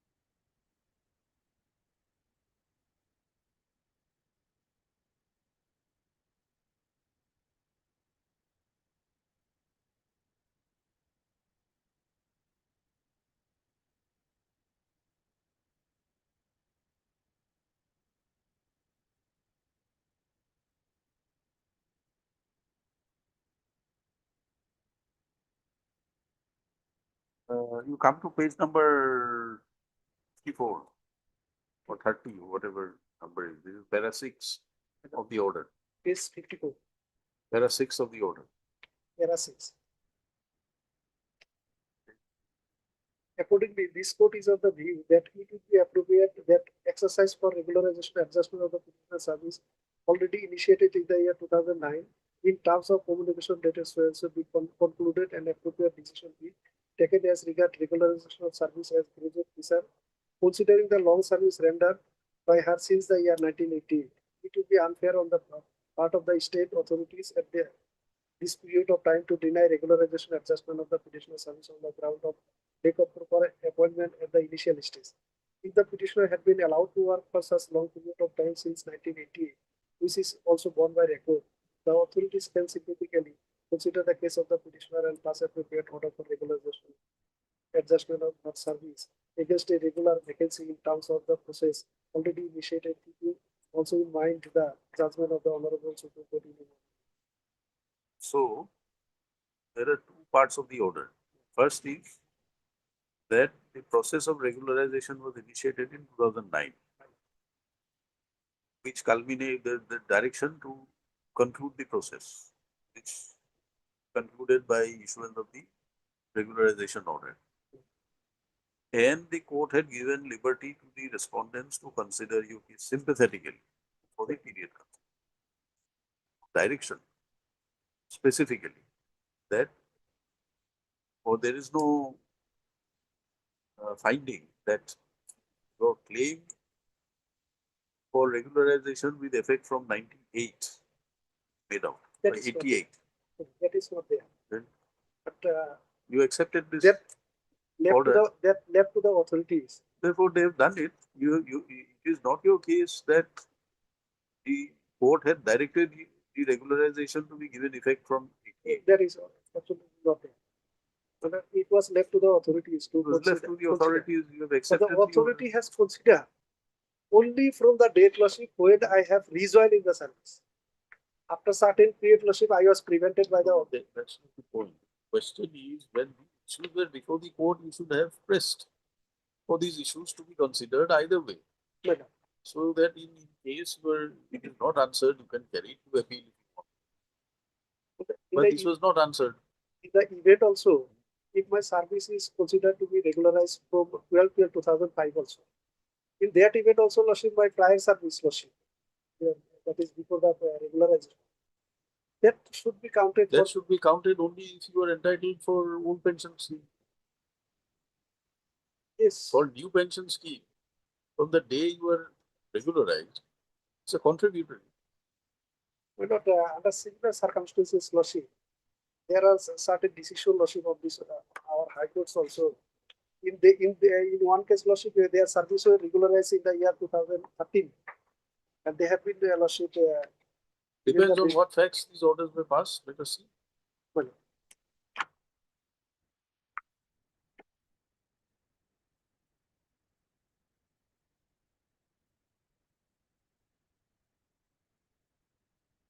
the second case lordship, our high courts order. The second case lordship. In the Ranjan Nath case. Paragraph 15 to 19.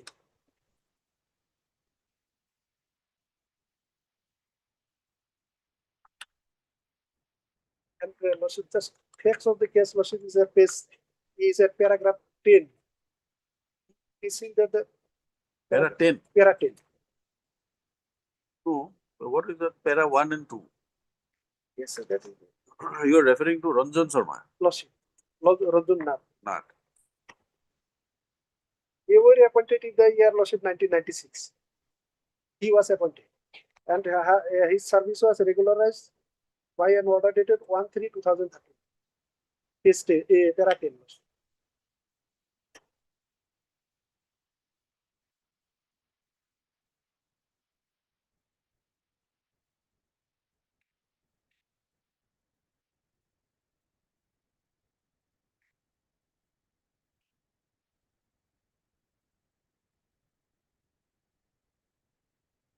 The case where you did not comply with the 10 years. Read para 2.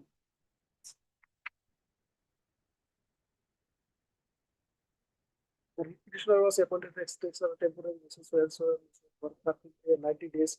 With the appropriate skill of his service was thereafter extended for title without any subsequent by order of the government. Petitioner was regularized on 1/6/2013. And it actually it will be 13, not 23. During his service period as an ad hoc employee, the petitioner was receiving the benefit of revised pay scale. The petitioner had rendered his service during the ad hoc period against a valid sanction. The petitioner rendered his continuous service as an ad hoc employee from 15/5/96 to 31/5/2013, which is detained more than 17 years. Pursuant to regularization, he rendered his service as a regular employee in the same sanction post with the so that is 7 years, 9 months. The petitioner thereafter subordinated pro service elsewhere. Although the pension papers have been duly submitted by the petitioner and forwarded by the competent authority, his pension paper has not been released till date. No provisional pension has also been released till date. Upon queries made by the petitioner, he was informed that he is not entitled to pension as he did not complete the minimum years of 10 years service required. This is the issue, that he Well, did not complete 10 years. Well, not here in this case also, because her service was lordship. Here, your claim is, your pension is denied. It's not denied. You are entitled from the date of regularization. Here in this case is the Rabindranath case lordship. His service was provisionalized with effect from 1/6/2013, and his lordship is para 15 to 19 year lordship kindness.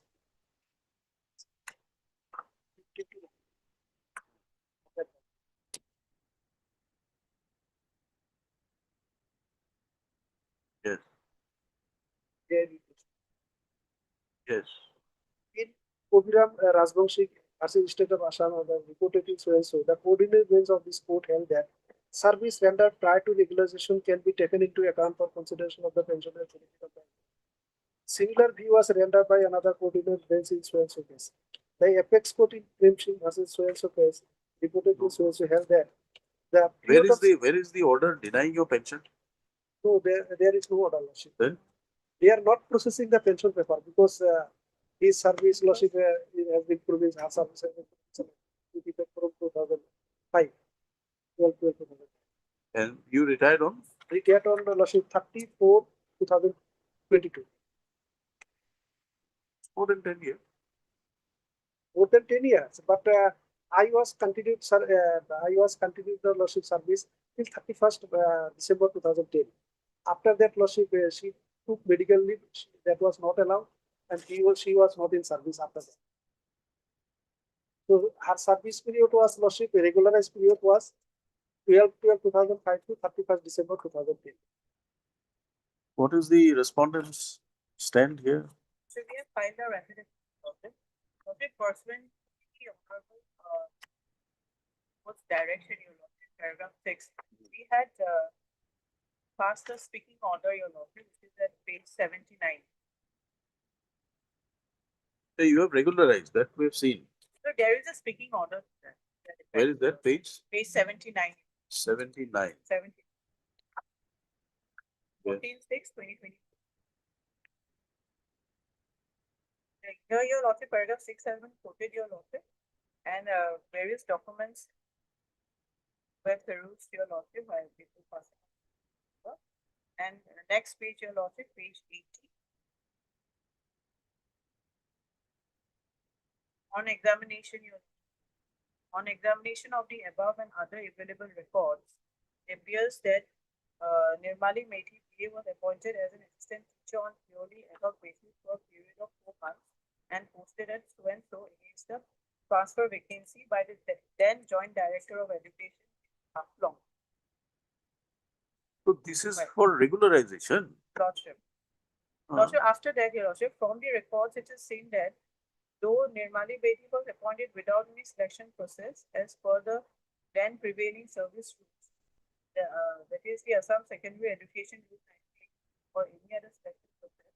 But since the Honorable Court has held that it will be unfair on the part of the state authorities at this period of time to deny regularization adjustment of the petition on the ground of lack of proper appointment at the initial stage, hence the reported aspect regarding appointment of the petitioner being because the established rules and procedures is now foregone and not considered as such. Observation on the honorable finality being not higher forum in the case. Your This is largely for regularization. lordship. Now for pension, there is only one line that she's worked from 12/12/2005 and retired up to December 2010. 2010, your lordship. But whose fault is it that she's worked up to December 2010? It is her claim that she applied for medical leave. You did not permit her. Lordship, here the speaking order has to be challenged, your lordship. This order has to be challenged. This order is for regularization. She's not aggrieved technically as on date. Although her, if permitted, she would like to claim a regularization with effect from the date she had entered services. Now for pension, your lordship, Ah. if the past services has to be counted from 1988, your lordship. So that period, that has to be shown that from that period she was regularized, your lordship. A period of regularization is from 2005. That was never challenged by Where anybody. where are her pension proposals? What order have you passed regarding the pension proposal? Lordship, what we have stated in our affidavit is that since she was regularized from 12/12/2005, she will not get the benefit under the old pensions. Page 74, para 8, Lordship, they have.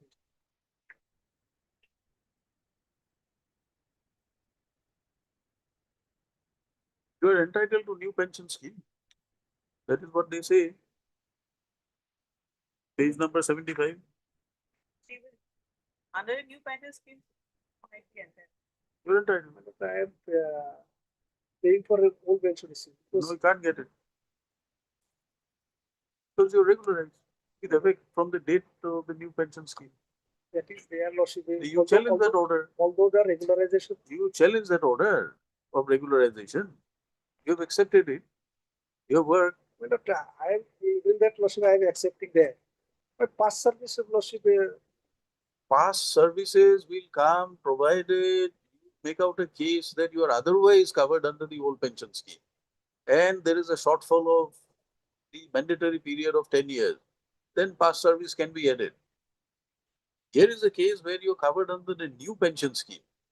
but in Gonjunnath case Lordship that I have given, Ah. in that case Lordship, your Lordship will see that her service I'll is read that paragraph for you. Read para 2. Para 2. in Gonjunnath case. In WBC number so the petitioner was appointed as tax collector of temporary visit at Norwegian so Conseil under so for a period of 90 days in appropriate skill of pay. His service was thereafter extended from time to time without any pay. Subsequently, the order of government petitioner was regularized on 1/6/2013. During his service period as an ad hoc employee, the petitioner was receiving the benefit of invoice pay scheme. The petitioner had rendered his service during his ad hoc period against a benefit. Exactly the same case in this present case. The petitioner rendered his continuous service as ad hoc employee from 15/5/1996 to 31/5/2013, which is little more than 17 years. Pursuant to his regularization, he rendered his service as a regular employee in the same sanction post of so and so, from so and so, that is for 7 years, 9 months. Petitioner thereafter superannuated from service on 31/3/2021. Although the pension paper had been duly submitted by the petitioner and forwarded to the competent authority, his pension paper has not been released till date. No provisional pension has been released till date. Upon queries made by the petitioner, he was informed that he is not entitled to pension as he did not complete the minimum years of service requiring to qualify for pension, which is 10 years, as regular employee. The writ petition is filed by the petitioner seeking a direction of this court to release his pensionary benefits by taking into account the period of service rendered at ad hoc employee as the same was against vacant post. Not exactly Lordship similar in the similar the present No, it is case. not exactly similar. Because his service was provincialized to For whatever reason, they did not press. The respondents therein did not say that the petitioner in this matter is not entitled to old pension scheme. The dispute was shortfall of the mandatory period. That is what is made out. But the fact is that his service was We provincial. don't know and the fact. You regularized. read the submissions of the respondents. There is no objection raised that is not covered under the old pension scheme. That case also they So the whole matter proceeded on the ground that there is a shortfall. similarly the present case it was his service provincialized regularized with effect from 12/12/2005 and till 31/12/2010.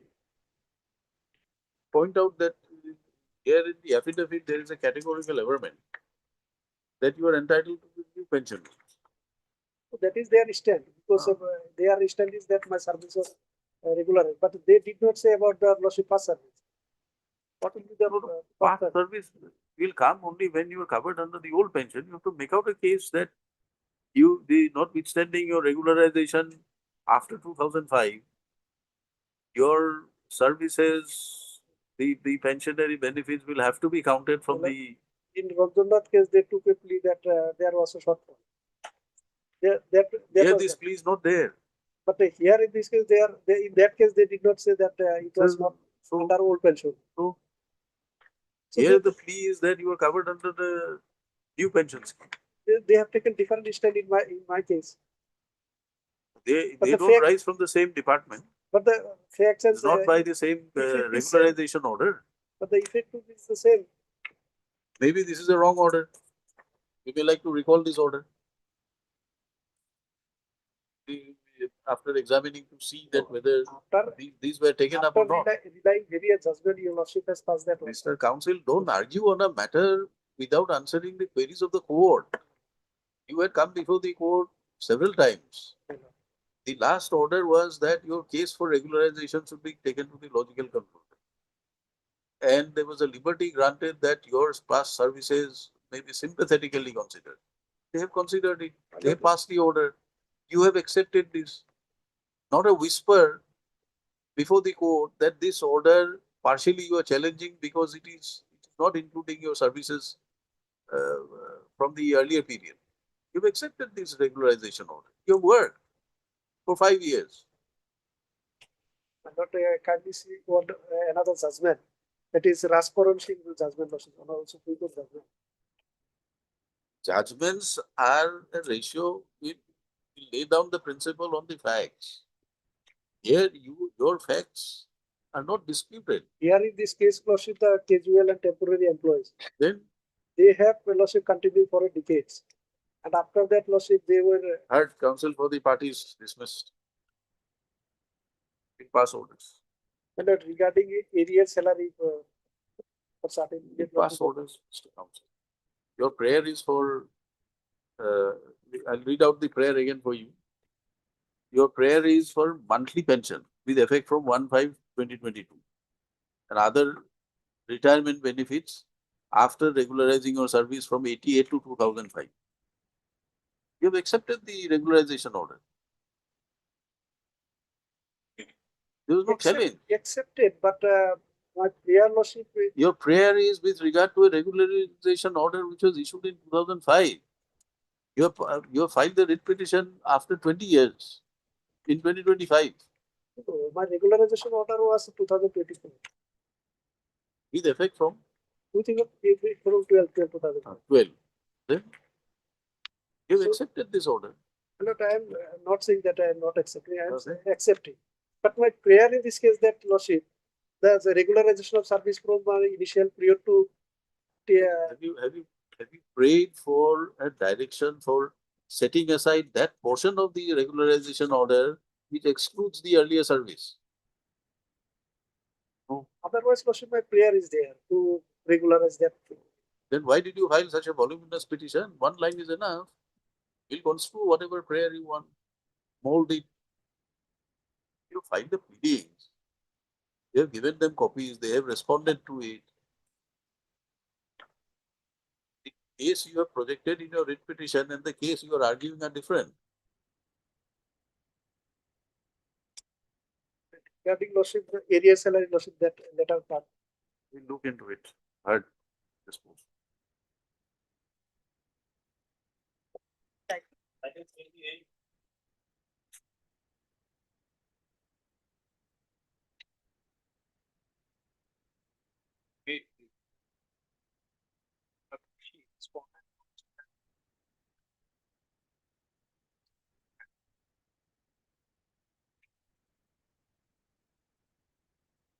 See, you suggest whatever date you want.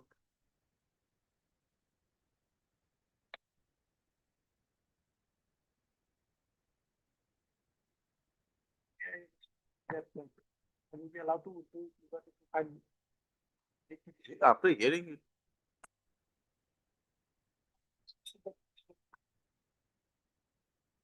will be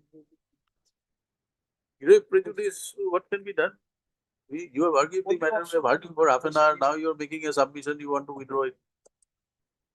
You can withdraw it, but we not give you liberty. now Don't bargain with the court. You have come before the court with certain prayers. Don't expect all prayers to be allowed always. And we are not rejecting your prayers always. Some matters, we find that the prayers you are making are not, cannot be allowed. If you want to withdraw, but no liberty. It pass out. You can carry it in appeal. You take it in, you file an appeal and urge your grounds. Whatever you want to take. 20 August. Request made by the council for the matter stands people. Listed on 20 August, it is submitted that counsel for the respondent has conveyed counsel for the petitioner some personal difficulties. Therefore, government is prayed for, prayer made is allowed. List on 20. Complex.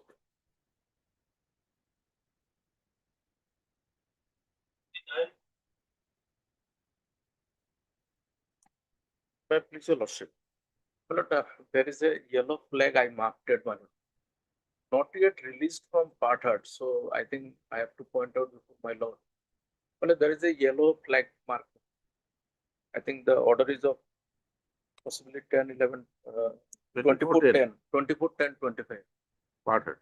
Yes, that is the problem. Because it is not It released. is submitted by the counsel for the petitioner that by the order dated 24/10/2025, the matter was treated to be parted, and subsequently there are several dates on which the matter was heard. Accordingly, it's to be verified.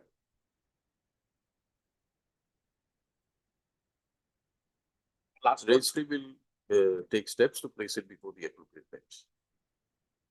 Mr. A. Fogan, A. Abedin for petitioner, A. Fogan for elementary. Deeply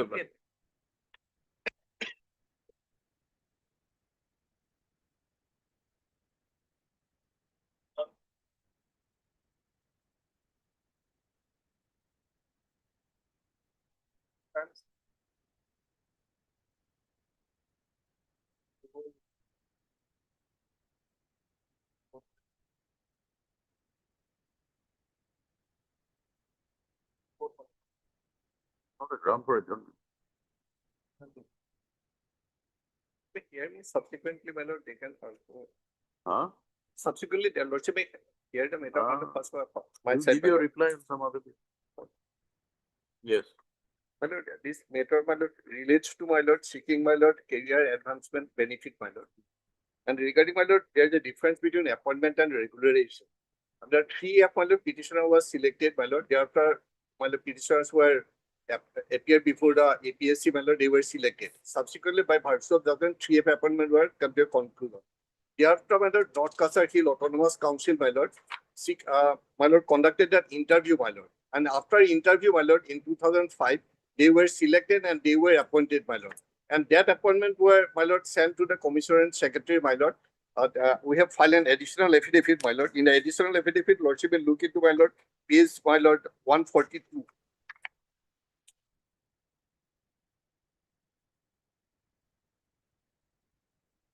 page 142, my lord.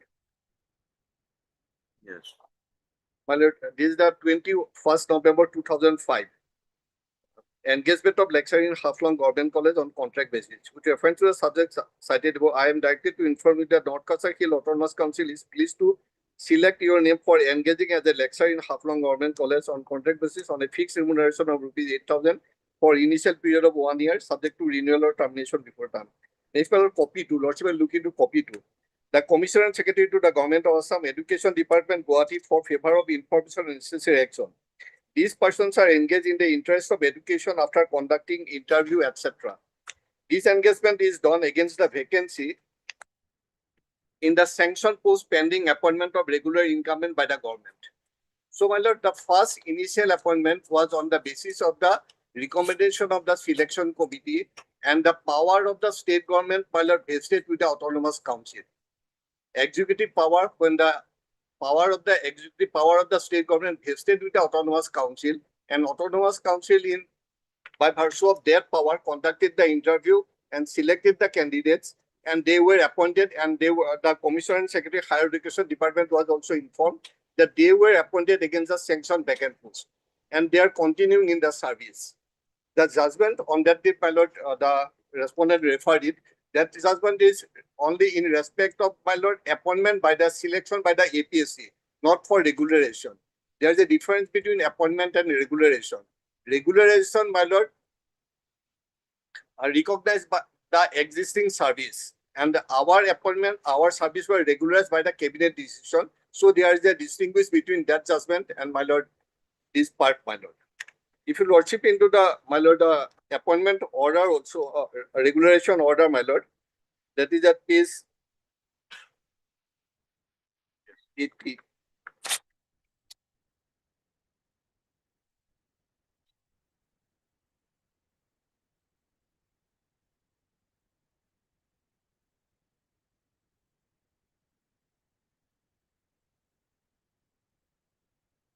Page 71, my lord. Page 71, Annexure 6. After careful consideration and with the approval of the state cabinet, the Governor of Assam is pleased to regularize the services of the following 8 numbers of contractual teachers of Haflong Government College with grade pay of so and so and other allowances as admissible with immediate effect. They will be guarded by the new pension rule and subsequent so and so. And their interstate seniority will be fixed later on. That is a line, my lord. Interstate seniority was not fixed, my lord. That kept open, my lord. So I'm not claiming, my lord, seniority, but that period, my lord, from 2005 to 2016, my lord, that period is required to be, my lord, taken into account for consideration, my lord. And similar, the lordship has already dealt with this matter, my lord, regarding this matter, my lord, regarding, my lord, career advancement benefit, my lord. Lordship judgment is also there.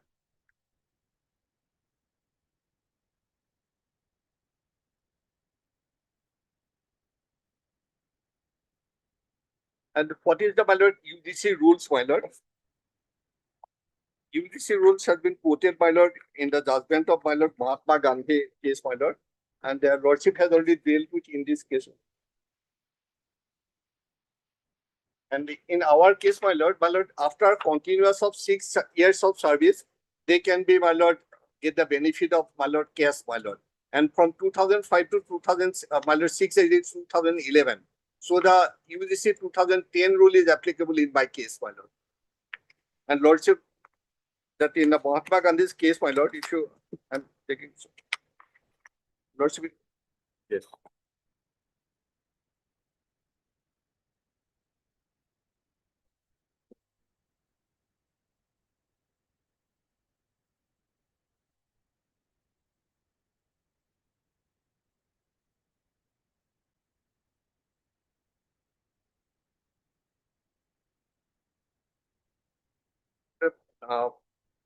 Para 11, my lord.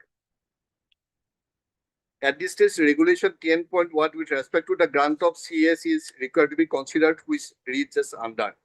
My lord, F is that, my lord. The previous appointment was not as guest lecturer for any duration or on ad hoc basis or in a leave vacancy of less than 1 year duration. Ad hoc temporary service of more than 1 year duration can be counted provided that 3 proviso. The period of service was more than 1 year duration. The incumbent was appointed on the recommendation of the duly constituted selection committee.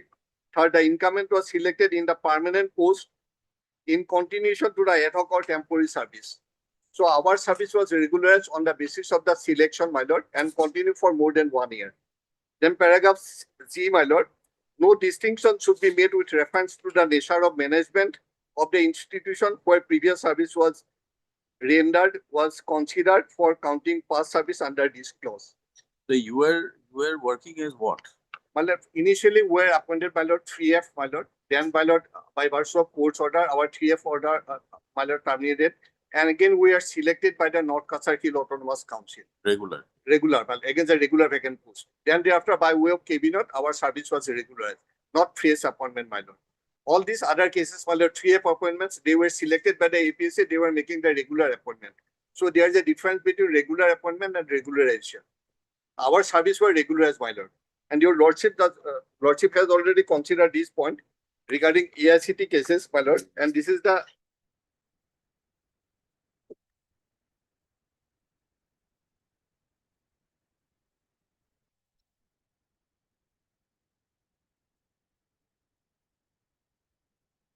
provisions of the similar provisions. Lordship judgment at my lord, page 11, my lord, para 11. That is 6.1F. In the UGC regulation, it is 10.1F, my lord. The previous appointment was not guest lecturer for any duration or ad hoc for any leave vacancy of less than 1 year duration. The period of service was more than 1 year duration. Lordship quoted that particular clause from the AICT. And Lordship considered that AICT, my lord, provisions, which is, my lord, similar to the 10.1F of the, my lord, UGC regulation. And in that particular case, Lordship has already decided that the past period is required to be taken into account for service.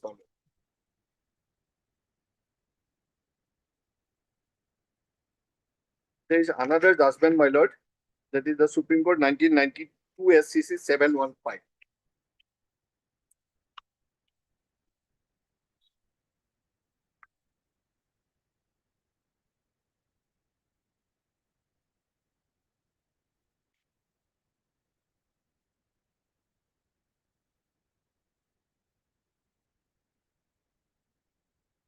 Paragraph 47. Sum up would hold that if the initial appointment is not made by following the procedure laid by the rules, but the appointee continues in the post uninterruptedly till the regulation of his service in accordance with the rules, the period of officiating service will be counted. So our case is that, my lord, we are appointed on by way of selection by the, my You are lord, referring to para 47, which clause? B, my lord. Capital B. Capital. I'm submitting a written submission also, my lord. Lordship can do the submission.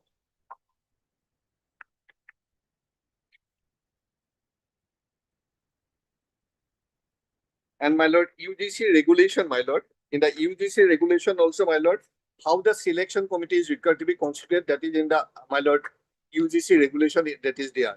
As per the UGC regulation, my lord, the selection is required to be constituted by the, my lord, institute, my lord. And as per the, my lord, Assam Education Service Rule 1982, selection is required to be made by the, my lord, APSC, my lord. But there is a clause, my lord, Rule 29 is there, that is the relaxation rule, my lord. If there is a relaxation rule is there, my lord, that relaxation rule is applicable, my lord. And at the time of consideration of regularization, as the relaxation of that particular selection procedure is there, and our appointment is by virtue of the selection of the, my lord, North Kasar Hill Autonomous Council. So this period is required to be counted only for the, my lord, careers advancement scheme benefit, my lord. We are not checking for arrears salary, my lord. And this is the, my lord, UGC regulation 2010, my lord.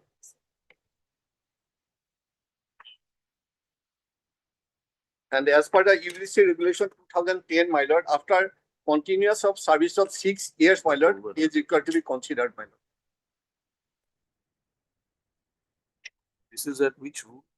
UGC regulation minimum standard for, So my lord, 2010, my lord, regulation. which? 10F, my clause? lord, I have already, my lord, 10F, 10. my lord, that is page 57. 10F. F. Count of 10 is the counting of past service for direct recruitment and promotion under case, my lord. 10F, the previous appointment was not as guest lecturer for any duration or an ad hoc basis or in leave vacancy of less than 1 year duration. Ad hoc or temporary service of more than 1 year duration can be counted provided that the period of service was more than 1 year duration. The incumbent was appointed on the recommendation of duly constituted selection committee. 3, the incumbent was selected to the permanent post in continuation to the ad hoc or temporary service without any break. Our service was continuous from 2005 against the sanctioned vacant post. In 2005, it was intimated, communicated to the commissioner and secretary that due to the dearth of the PSAs, we are appointed by the autonomous council. Cabinet discussed all these points, and after a conscious decision of the cabinet, our service was regularized. Our service were not appointed regular appointment. Our service was regularized, my lord. So there is a difference between appointment and regularization. The judgment referred earlier on that date, my lord, Dr. Monjepa Cotton College case. They were appointed under 3F without any selection. Subsequently, they were regularly appointed by way of selection by the EPSC. So there is a difference between them. Thirdly, my lord, when the state government power is, executive power is vested with the autonomous council, so by virtue of that executive power, we were appointed, my lord. So there is a difference between 3F appointment, regular appointment, and appointment made by the North Circuit Autonomous Council.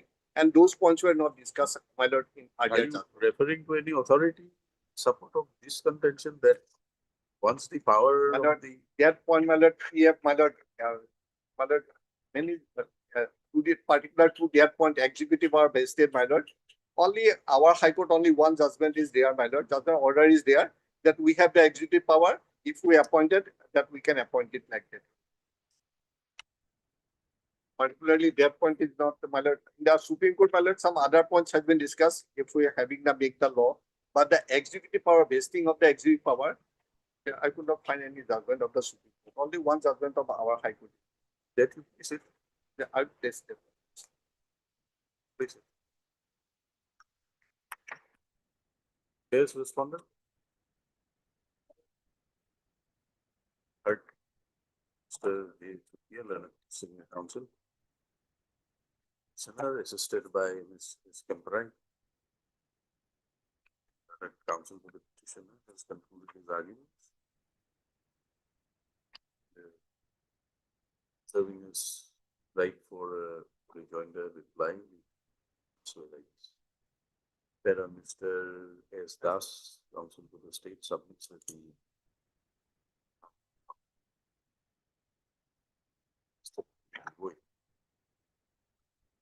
some personal difficulty, therefore he submitted them. Heard on some other date. Considering the matter having been heard, retest this matter again on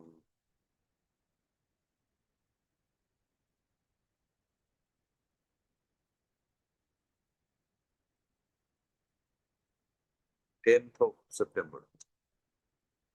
Matter to be treated as partner.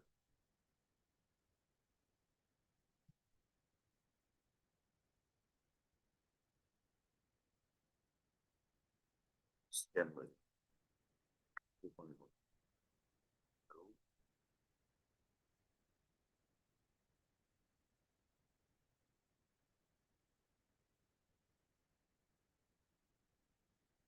Sorry.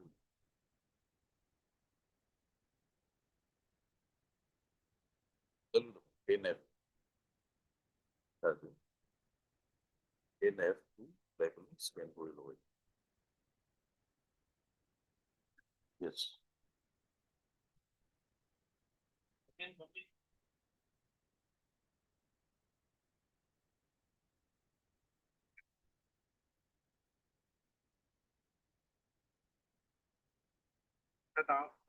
Brief compilation of other cases pending within the parties, my lord.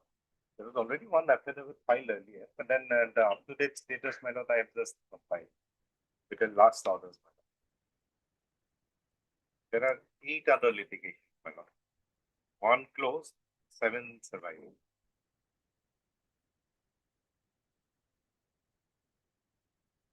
So in all these, how many title suits? So no title suit. There was one title suit, my lord, filed by one of the partners, which That was was- dismissed, my lord. Criminal petition, and then my lord, 5 writ petition. One for preventing electricity connection, one for preventing issuance of sale deed, one for cancellation of the block 4 permission given by the DNC. And then there is one arbitration appeal also, where the status quo order was passed in 6 and 9.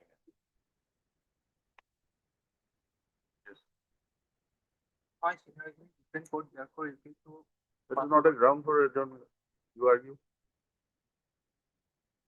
We are dismissing your petition.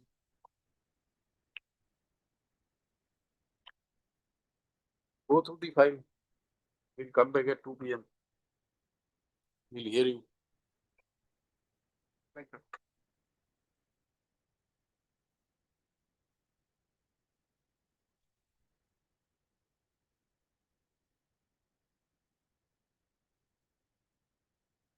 Writ petition allowed in part, while it is held that writ is maintainable against the respondent. However, in view of the discussions, the court does not consider it appropriate to issue a writ.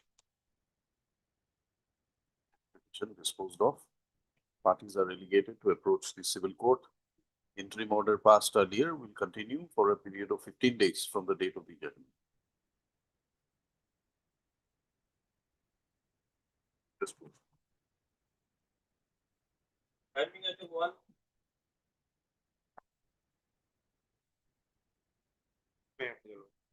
also be pleased to have the affidavit file in the IA notice, paragraph number 3 notice.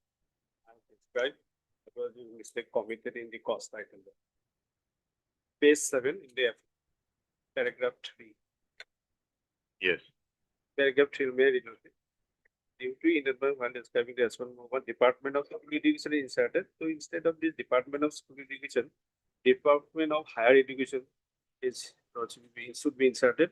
And similarly, serial numbers of the S1 are wrongly typed out 1, 2, 3, 5, 6, and 7. And the so far as the nomenclature of the district scrutiny committee in the cost title, I have mentioned as a Morrigaon, but it should be Kamrup. That much. Accordingly, I will file the amended page.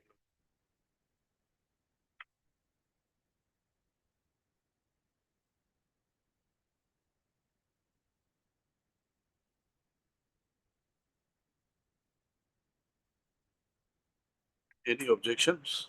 no, my lord. Heard from the two parties, this IA has been filed seeking certain amendments or corrections made to the post title of the accompanying petition. The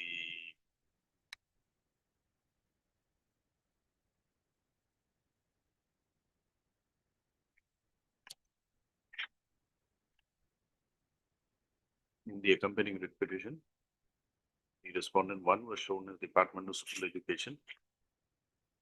According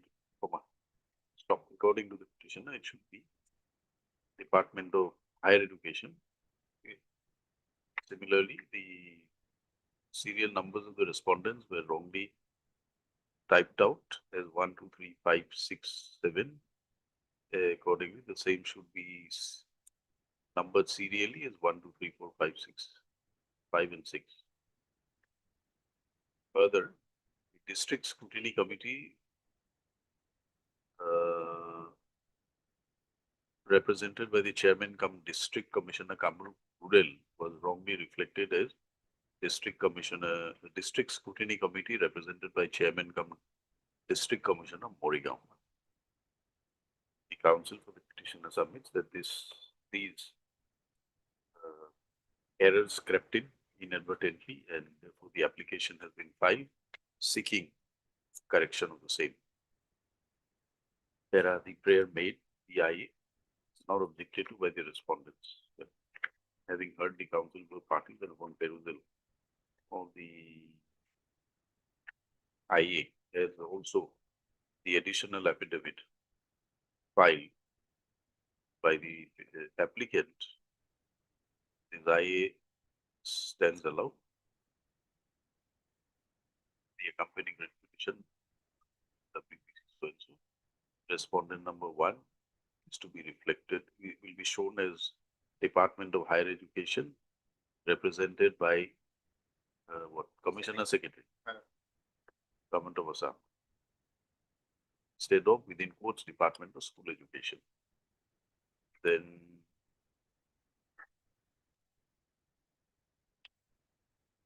serial numbers of the respondents are to be rearranged as serial 1, 2, 3, 4, 5, and 6. And the district committee, scrutiny committee, that is respondent number. Respondent number, let's say. Earlier it was 6, but it should be 5. Okay, district scrutiny committee, come district chair commissioner Morigao should be replaced by, should be read as district scrutiny committee represented by chairman come district commissioner Kamrup. Correct. The IA accordingly stands allowed. The corrections will be incorporated by filing in amended post title in the writ petition by the writ petitioner within a period of 1 week. Right.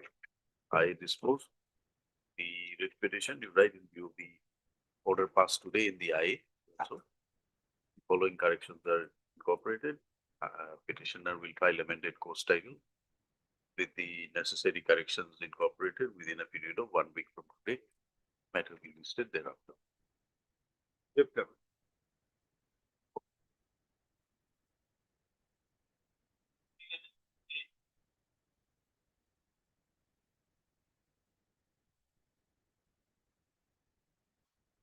Third matter, my lords, respondents are not there, but it's a covered case. I don't know why they are delaying. Similar matters have been passed and they sealed this before the division bench also, which is dismissed. What is the matter? My lord, I'm handing out.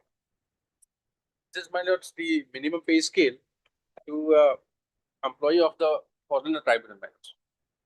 Foreigner tribunal. Yes. Lords will find therein mentioned writ petition which is allowed by this honorable court, and the state respondents went for appeal. There was a delay, my lord, huge delay, and on that count alone, it was dismissed. And now Where is the order of the? I have filed an Writ affidavit, my lord. An Huh? affidavit, my lord, will find additional affidavit. Affidavit, my lord, will find at page 68. Affidavit filed on 13/26. Where is the order? Page 60, lord, you will find.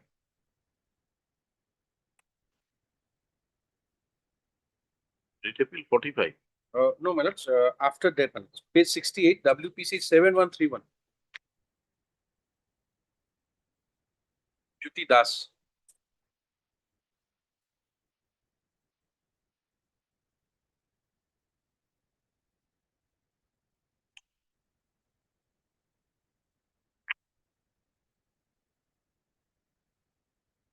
Against this They filed that. judgment, matter. the appeal Yes, was yes. preferred. Who appears for the respondent? Our board Pujari is to be there.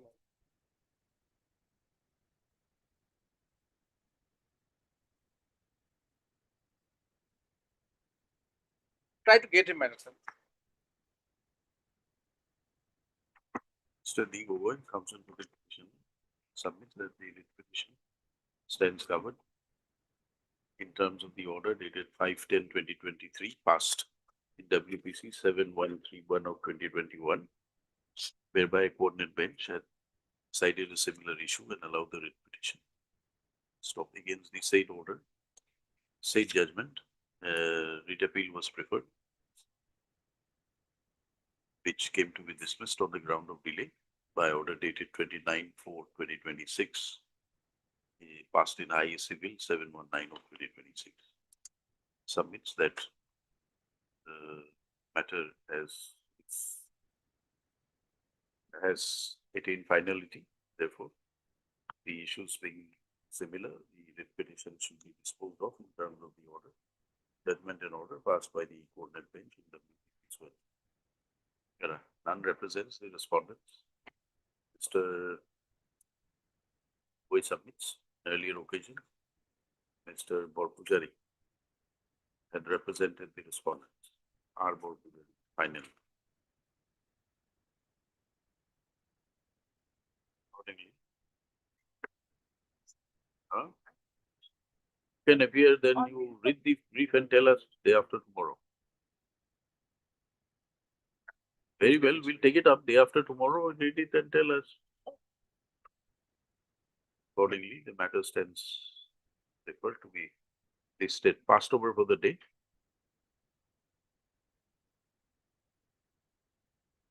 And be listed on Thursday.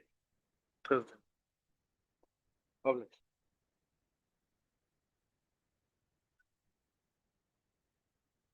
Thursday.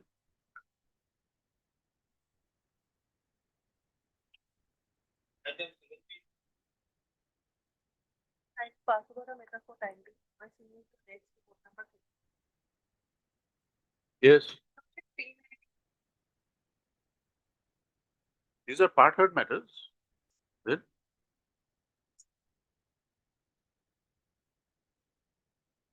Kindly fix.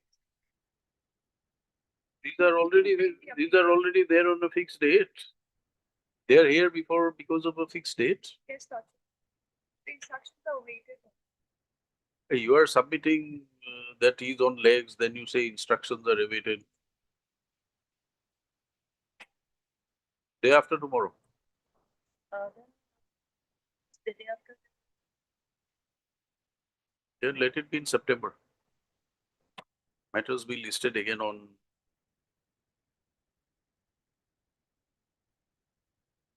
8th of September. 8th September. As it is submitted that Mr. P. Nayak, additional AG, is not available to address the court.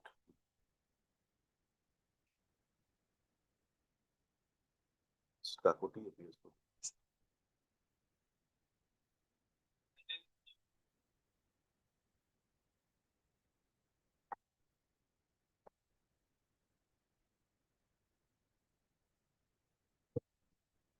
Yes, Lordship. No cause for reference. Lordship, I'm just sticking to that point, Lordship.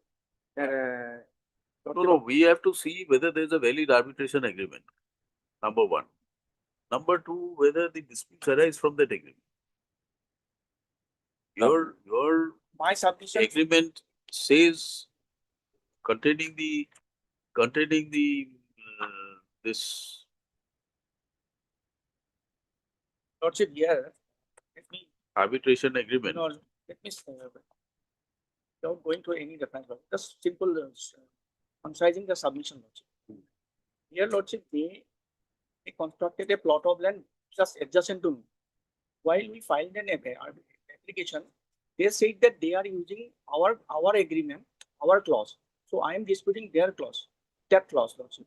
So that part is already being referred, Lordship. Cognizance has been taken in section 9 application also, the arbitration appeal is also going on. That part dispute is not there. It is not there in the pleading, Lordship. It is nowhere in the pleadings, either in the repetition, either in the arbitration proceedings, section 9, appeal, everywhere, nowhere. The only pleadings is that the matter is not arbitrable. Lordship, my submission is that the matter is not arbitrable or not arbitrable. Who filed the section 9 petition? I myself. Ah. Yes. Lordship, in that Then part, who has filed the appeal? appeal they have filed. They filed. Yes. In appeal also, they have not stated the dispute is not there. They are saying that the arbitration is not, it is not arbitrable. So that part is the Lordship. This pleadings is nowhere in this proceedings also. They have never ever stated that the dispute is not arbitrable. They are saying that it is not arbitrable. They are saying that there is no dispute. No, they are not submitting anywhere that there is no dispute, Lordship. So that part cannot be raised at this Where is point. the arbitration agreement again? Page number. Arbitration page 27. Page 27, Lordship. 21. 27, Lordship. Huh? 42, 11 paragraph is page is page number 36. 42. 42 and my notice is in 42. Clause number and notice is in page number. This is same thing referred to in page number 21 only. Same agreement, isn't it?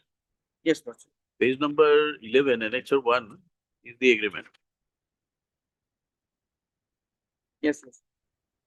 So clause Is the 42, arbitration. Yes, clause 42 is the arbitration. yes. So any dispute arising out of this deed, Yes, Lord. your So they are- dispute does not arise out of this deed. Yes, Lord. No, Lordship. They are in their objection, Lordship, may go through it.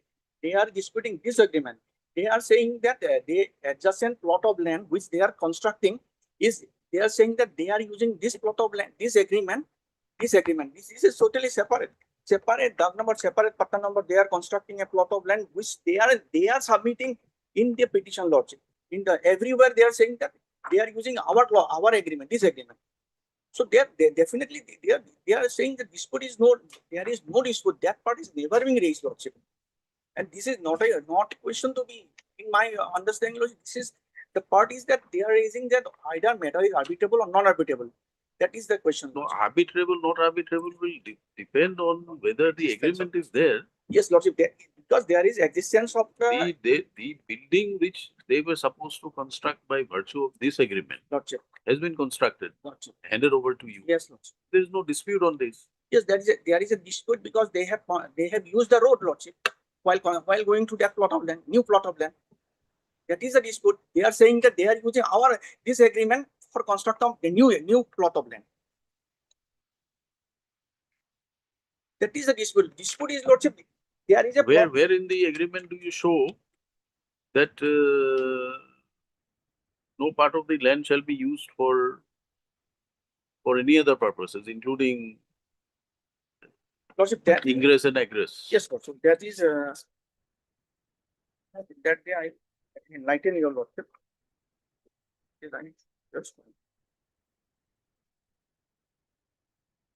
Yes, for ingress on other plot of land, we have specifically stated for para number 18, Lordship. Those plot he can use, Lordship. This has been specifically mentioned in para page 34. That second party at the instance of the first party having obtained the work for development of adjoining land, that is land so and so in the district of Palmer Metro, and permission for merging the scheduled land as the scheduled land is being specifically mentioned in this agreement, Lordship. In the second party shall give flats or the price of the said flats in the building to be constructed over remaining areas after providing 4 numbers of flats so and so. Lordship, here my respectful submission before your Lordship that they are saying that they are using this plot of agreement for construction of a plot of land in the adjoining land, and they have used it in the GMC, everywhere, Lordship. So that part we can only assail through the arbitration, Lordship. We cannot assail by any other way. Why not? Because, Lordship, I cannot go to the civil court also. Why not? Because Why? It is an unregistered partnership. Only unregistered partnership can go for only arbitration. How you can go for an arbitration when the dispute is not premised on this agreement? You have to sort out the dispute. No, Lordship. You go for mediation if you want. No, Lordship. That is also arbitration is also part of the mediation. No, it's not part of the mediation. Lordship, they are saying that they are using this agreement for construction of the new plot of land. So I, in my respectful submission and my understanding, Lordship, they are using You are concerned with your land yes, in terms of the agreement. yes, The buildings and flats and whatever are to be done have been Yes. constructed, Yes. handed over to you. yes. You now point out from this agreement Lordship. that there was earlier an agreement that no part of this particular land. Lordship. That part is there.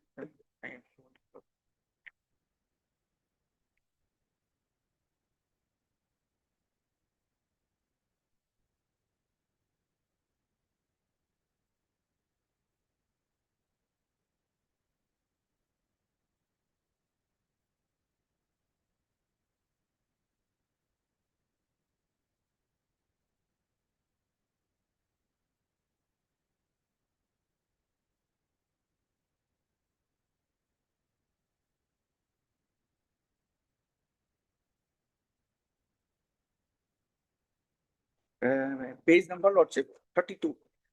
Page 32. Page 32, para 30.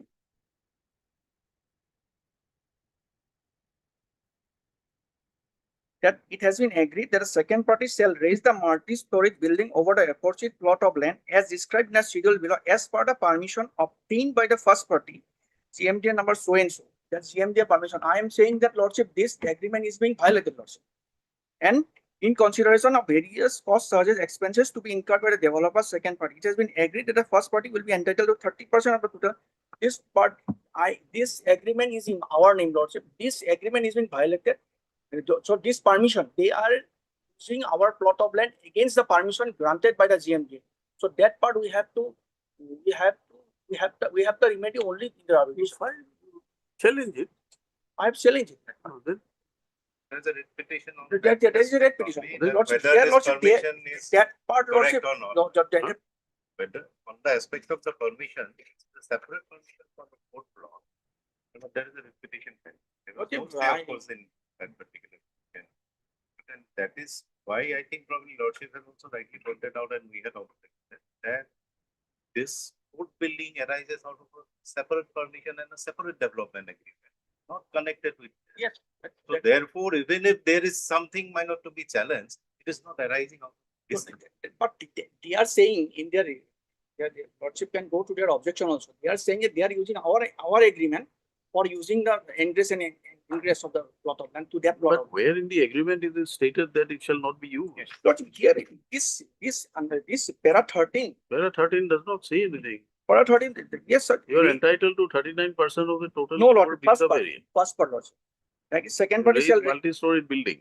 multi-story building upon permission obtained by the GMDA. So they have to raise the building as per GMDA permission. Huh? So they have not raised as per that. Are you the owner of the plot of land? That plot of land, adjoining plot of land? No. No. Yes. There So was they- no, So how can they use my land in that case? your land in what sense? Yes, I am part of the, I am using, because this is a joint venture. In other way, Lordship, this agreement is with the respondent, Lordship. This agreement is a joint venture because we are the owner, they are the developer. We are the You owner are of the the owner of the plot of land where building has been erected, constructed, finished, finished, done and dusted. done and dusted. Now it's That- Now the belonging to the society. adjoining land, they are using using a separate agreement. How is this relatable to this agreement? They cannot, in my understanding, Lordship, they cannot use this plot. That is what we've been trying to understand from Lordship, your that- perspective. Lordship, That Lordship, where is the dispute? Lordship, that part is true. That Lordship. needs to be referred to arbitration to be sorted out. Lordship, in my understanding. It may arise from some different agreement, but not this agreement. They are saying that they are using with this agreement, they are using that plot of land. They So themselves say if they are using it, then you have other remedies. this remedy. Why I'm very This remedy you cannot have because the dispute does not arise out of this agreement. This agreement is for a specific plot of land, scheduled land, yes, on which you have agreed that building will have to be constructed. Lordship, but Is there any dispute that the building was not constructed as per the program, as per the yes, Lordship, agreement that is the issue, Lordship, because as on the land owned by you? yes, Lordship, that is as per they are using our plot of land as an ingress and egress, Lordship. Show us that it cannot be used. Show us that this land belonging to you is a land to be used only for that particular building and for no other purpose. Yes, here Lordship, para 13 itself says that they have to construct the building as per the GMDA permission. So GMDA Where permission. is the GMDA permission? Yes, Lordship, here is a GMDA permission. GMDA permission is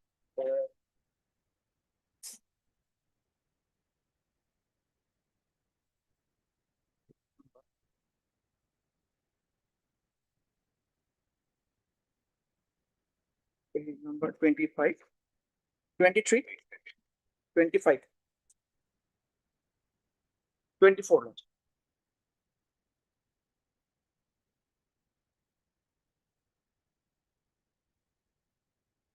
Twenty-four. Yes, Lordship. What is the DAG number of your land? Let us see. The scheduled land. This is it. This is it. 556-118. No, in the agreement. Same Lordship.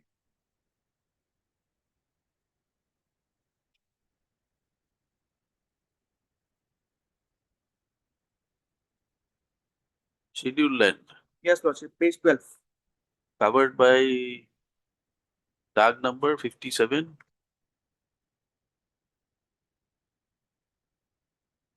Four, 443, 442. Yes, Lord. Where is it? In the GMDA? Yes, Lordship. It's a different plot of land. No, Lordship, same problem. How? This is a.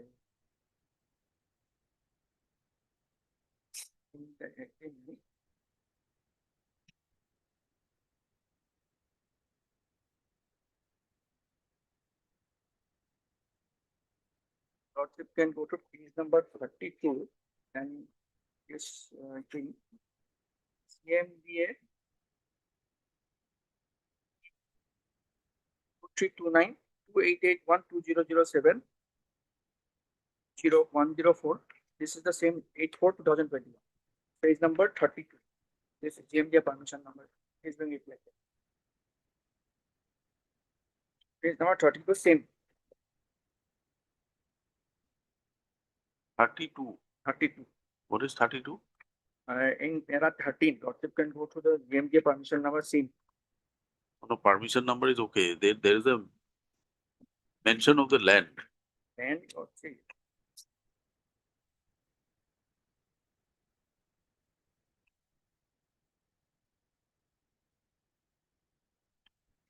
Seven.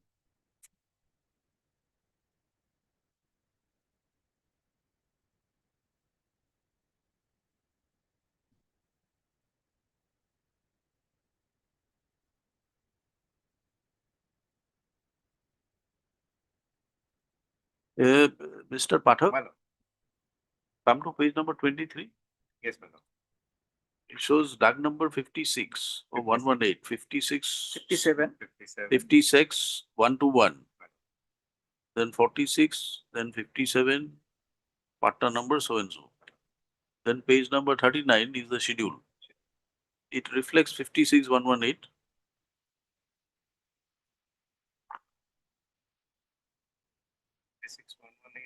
56, 121. Huh? Page number 39 also it is there. That's right. So 39, this is a part of the schedule. So why are you saying that it is not covered? I don't know. It's not all that building permission that they have and the schedule are matching. Is it one building permission? There was one building permission for their plot of land and a separate building permission for the land by which the. Where is that separate permission? That separate permission is in my affidavit. See, page 170, my lord. Annexure R11. 170. 170.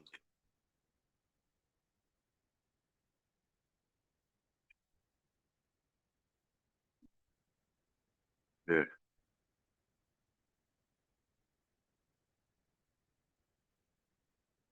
Where is the plan permit number so and so? That's 70. Tag number 123.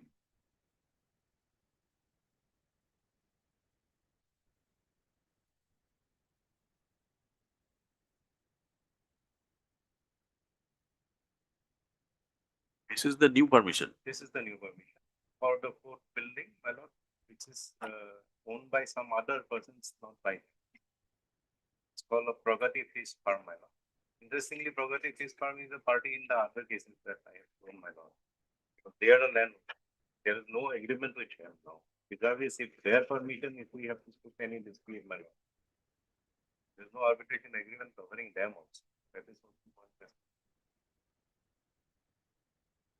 So yes, this building permission, my lord, is separate, and this building permission shows a 8.5 meters wide.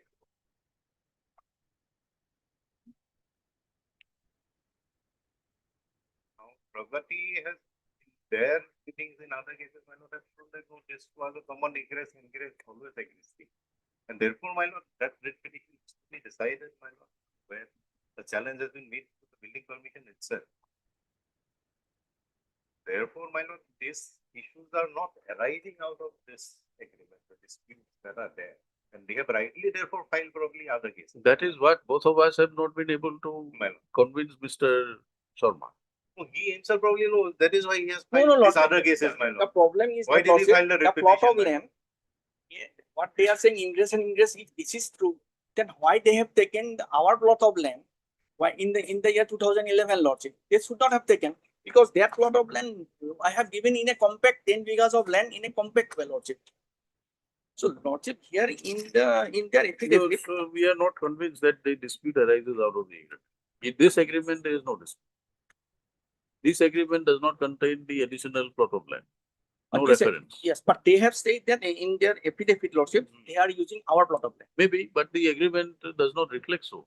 You could have amended the agreement, gone for a new agreement to include that plot of land.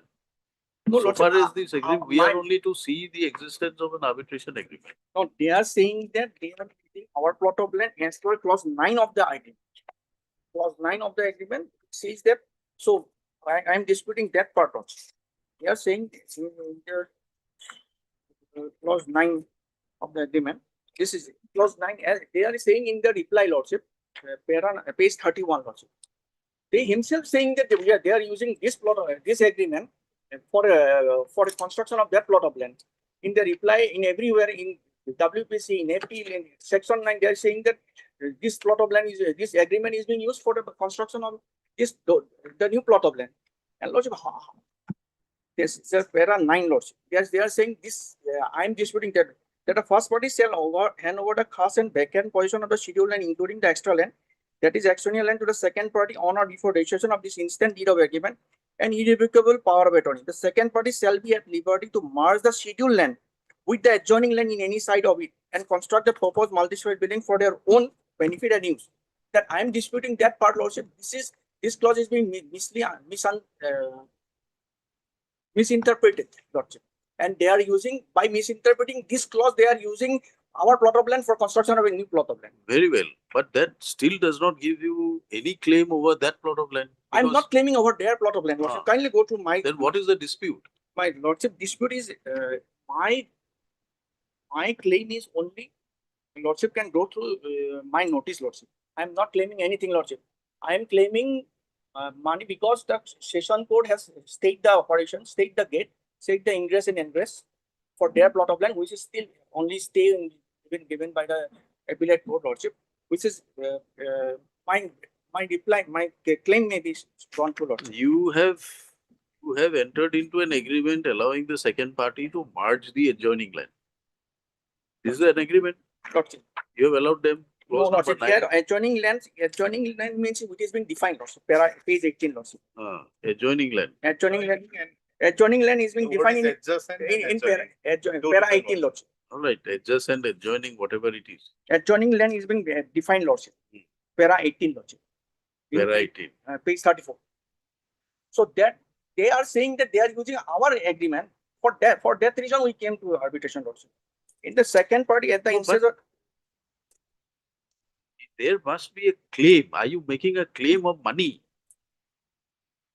Yes or no? yes, How can you make it? Lordship, that's the crux. That is the crux. That is the crux which you have understood all these days, but you don't have an answer.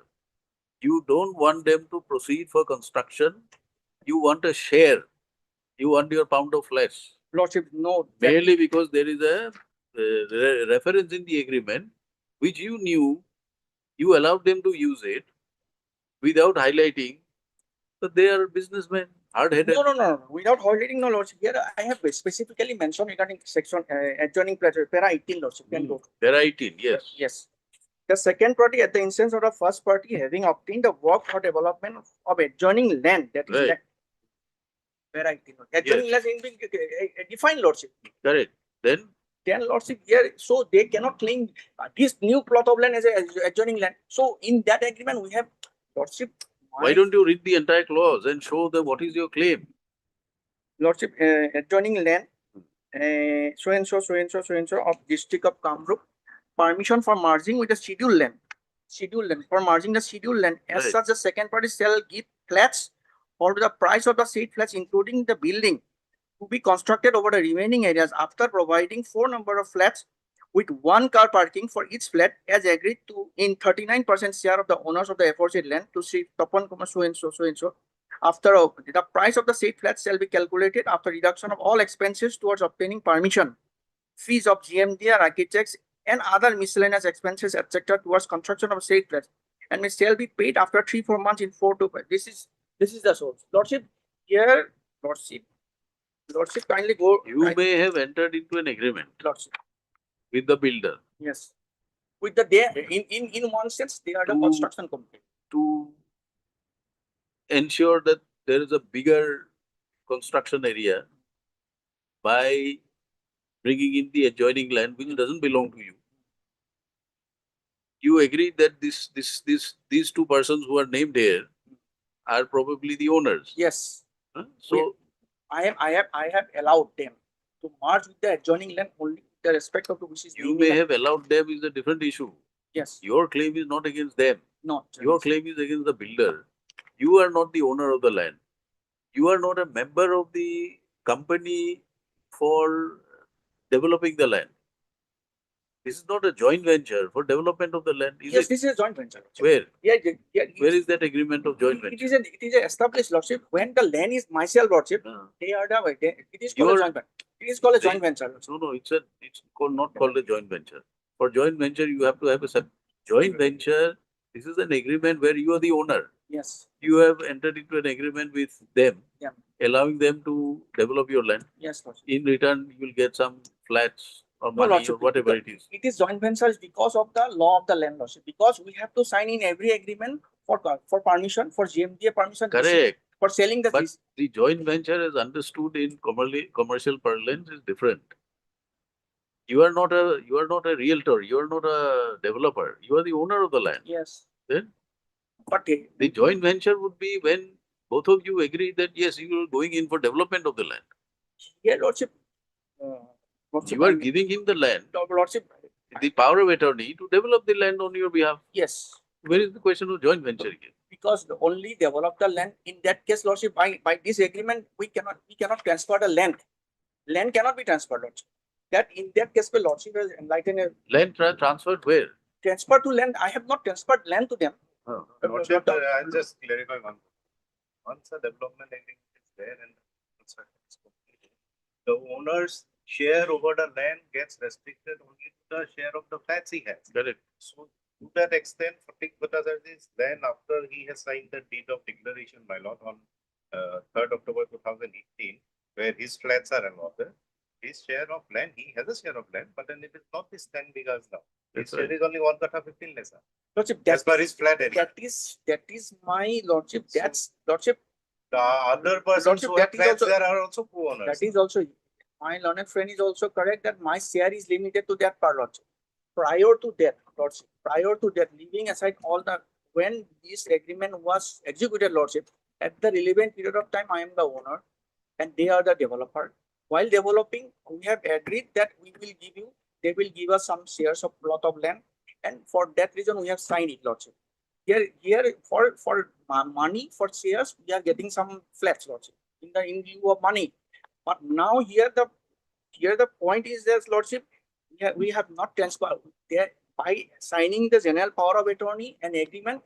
Not amounts to that I have transferred the land as per transfer of property. Act, No, lordship. we are not convinced, Mr. Soman. You are trying to Lordship, here, lordship, that part. you are trying to challenge the agreement. Virtually, you are challenging the agreement by taking recourse to arbitration. That is not conceived of. There has to be a dispute, clear dispute between the parties. And the parties must have agreed to refer the matter to arbitration. Here, the dispute is really not between you and him, because so far as your land is concerned, everything is complete. So far as somebody else's plot is concerned, you are also not the power of attorney holder. This is also not a venture where you are one of the partners for development of the entire land. Lordship, here my submission, like, lordship, I'm limiting my concising my submission in a just 10 to 7 line, lordship. My submission is that this plot of land owned by our group, our company, lordship. I'm the only one of the shareholder. Here they we have allowed them to construct a plot of land. And again, You show us from the Lordship. agreement, you show us from the agreement that the consensus or the agreement allowing them to include the adjoining land with your land they are required to give you some compensation for that or some money value. Nothing is there. Show us one clause. That for that particular clause number 9 or 18 or whatever you're referring to. Here, Lordship, Lordship, I'm just. There is nothing in the agreement to say that for including this plot of land and for applying fresh GMD permission for the adjoining plot of land, you have permitted subject to payment of so and so upon completion, or you have some share of flats. Lordship, Lordship, here the claim made by me only. Lordship, I'm just concising. My submission may be recorded. Lordship, I leave it to your Lordship. I'm just, my submission is that, Lordship, here that as far as we have given a notice, they have replied it. The arbitration proceeding starts as per section 21 of arbitration constitution. Lordship. So arbitration now, Lordship, in the whole proceedings, in the whole suit of, they are saying their only submission pleadings is that there is a arbitral trial, non-arbitrable clause. The dispute is a non-arbitrable one.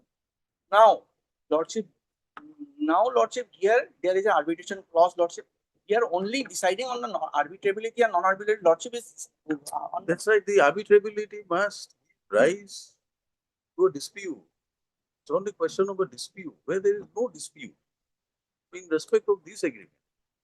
You have not been able to point out that there Lordship, is indeed here, a dispute. Lordship, I don't know why I'm not being able to convince Lordship, but here I'm just submitting your Lordship that in another plot of land where the other opposite party. See, you have agreed that this is my plot of land. You construct building, I'll get this much of share, Yes, whatever yes. it is there. You also permit him that in this particular construction or in this particular agreement, you permit him to include the adjoining lands. The adjoining lands belong to somebody else. There is a specific clause that those owners of those adjoining lands will be paid whatever share. Yes, There's nothing as far as you are concerned. No. Number one. Number two, the entire construction in terms of this particular what you call the building permission does not include the adjoining land. There are two separate building permissions. One for your land, one for their land. Yes. You also agree that you are not the owner of the adjoining land. Yes. You also agree that whatever you are required to get But here, Lordship, from the building, from in respect of your But agreement, you have got it. yes, that is Now true. tell me, where is the dispute? Yeah, Lordship, that is. If I'm not being able to convince, then I leave, Lordship. That my part is simple, Lordship. That they are saying, and it is admitted fact, Lordship. Admitted fact is not to be proved. They are admitting that they are using our plot of land.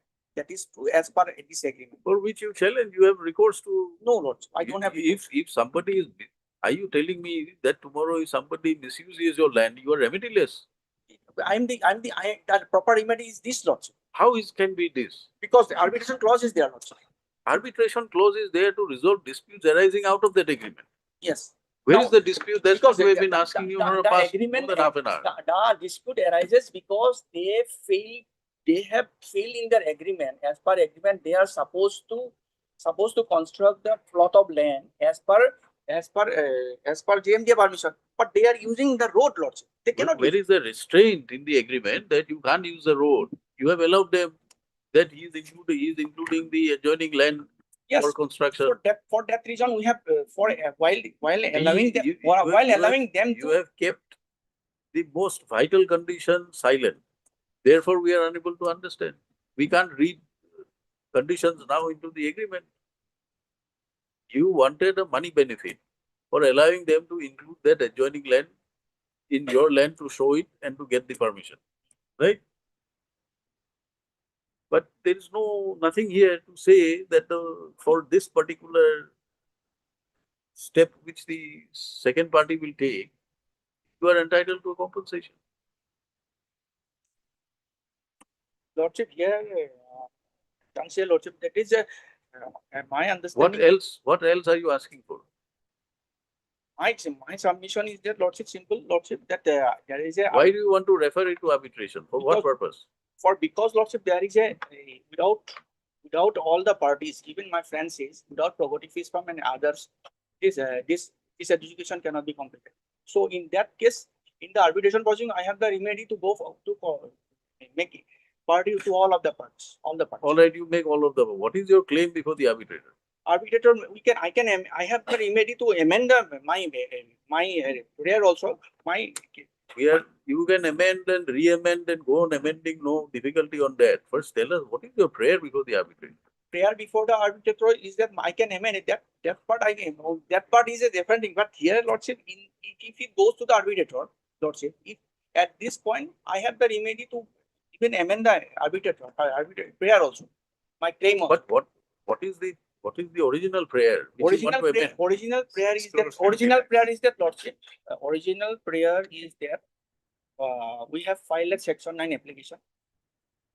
Learned session judge has state the ingress and egress of the road, accruing the right to me, for considering right to me in the order. Lordship, the order is the order. Section 9 is on the ground that A temporary. while the matter will require arbitration decision, don't change the nature of the property. Yes, that is true. Lord. That is true. Section 9. That is true. But does it?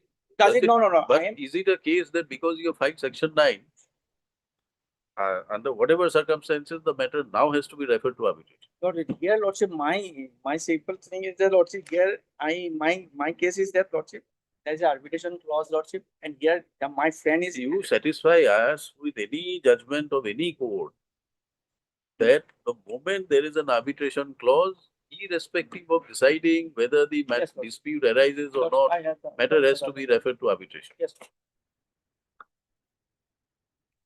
I have as well like it. No, not just one judgment. You'll have to refer to several judgments. Yes, sir. Please, bear a synopsis and give it to the court.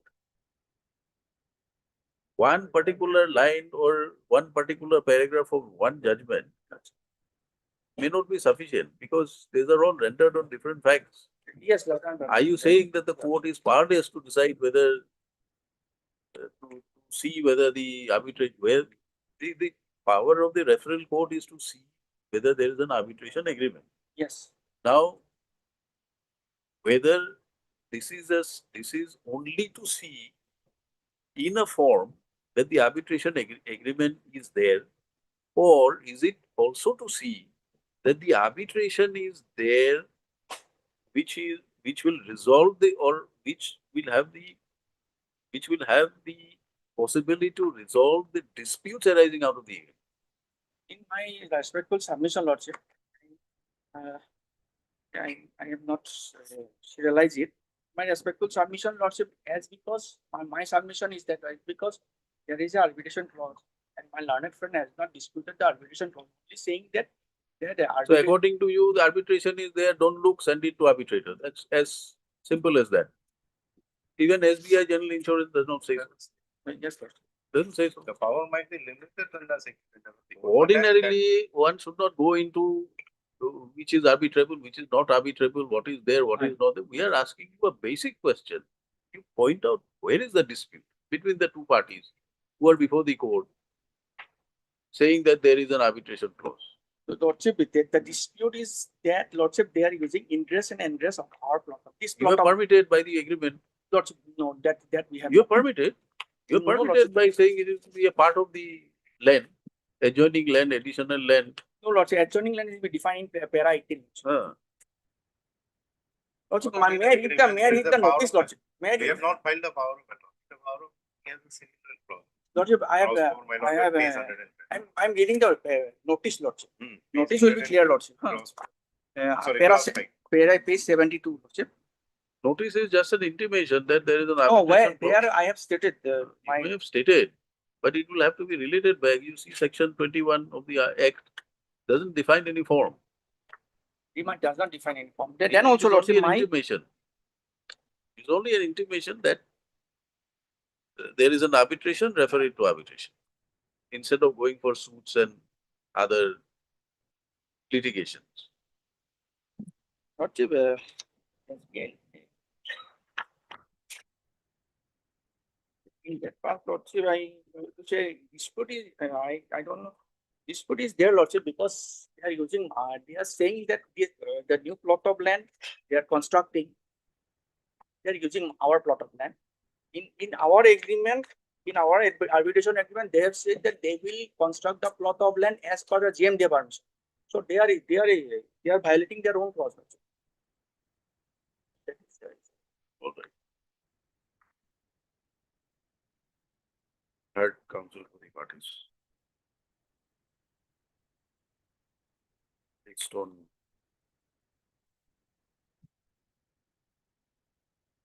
in judgments, Lordship, I have to, I don't know, but whether arbitration part, Lordship, whether arbitration. SBI judgment was placed earlier. It is there. Lordship, in earlier part, Lordship, my friend has argued only. We had on the argued on that. But it's not earlier part. Yes, they are in the earlier order also. Lordship may go through it. My friend only argued only on the arbitrable or non-arbitrable part. The dispute part is never been raised. That is. That we are asking you. That You is point always out, interconnected. you point out that this is the dispute, we'll refer it straight away. Lordship, We are unable to find out where is the Lordship, dispute. dispute is that, Lordship, they are using the road. They are using the road, but where is the dispute? That is per the agreement, they are not supposed to use the road. Or if they use the road, they are supposed to give you a compensation. So that Nothing is there. the compensation is not, but they are to, we are disputing, Lordship. They have to. You can't dispute in view of the specific clause of the agreement. No, Lordship, here, You're not saying that this agreement was not signed by you or yes. this is a some fraud or No, misrepresentation. no. Then Nothing, Lordship. That part, Lordship, the section 9 is being defined. that's what we've been asking you for the last more than half an hour, that where is the dispute? What dispute? What is your grievance against the respondent for using that plot of land? What do you want?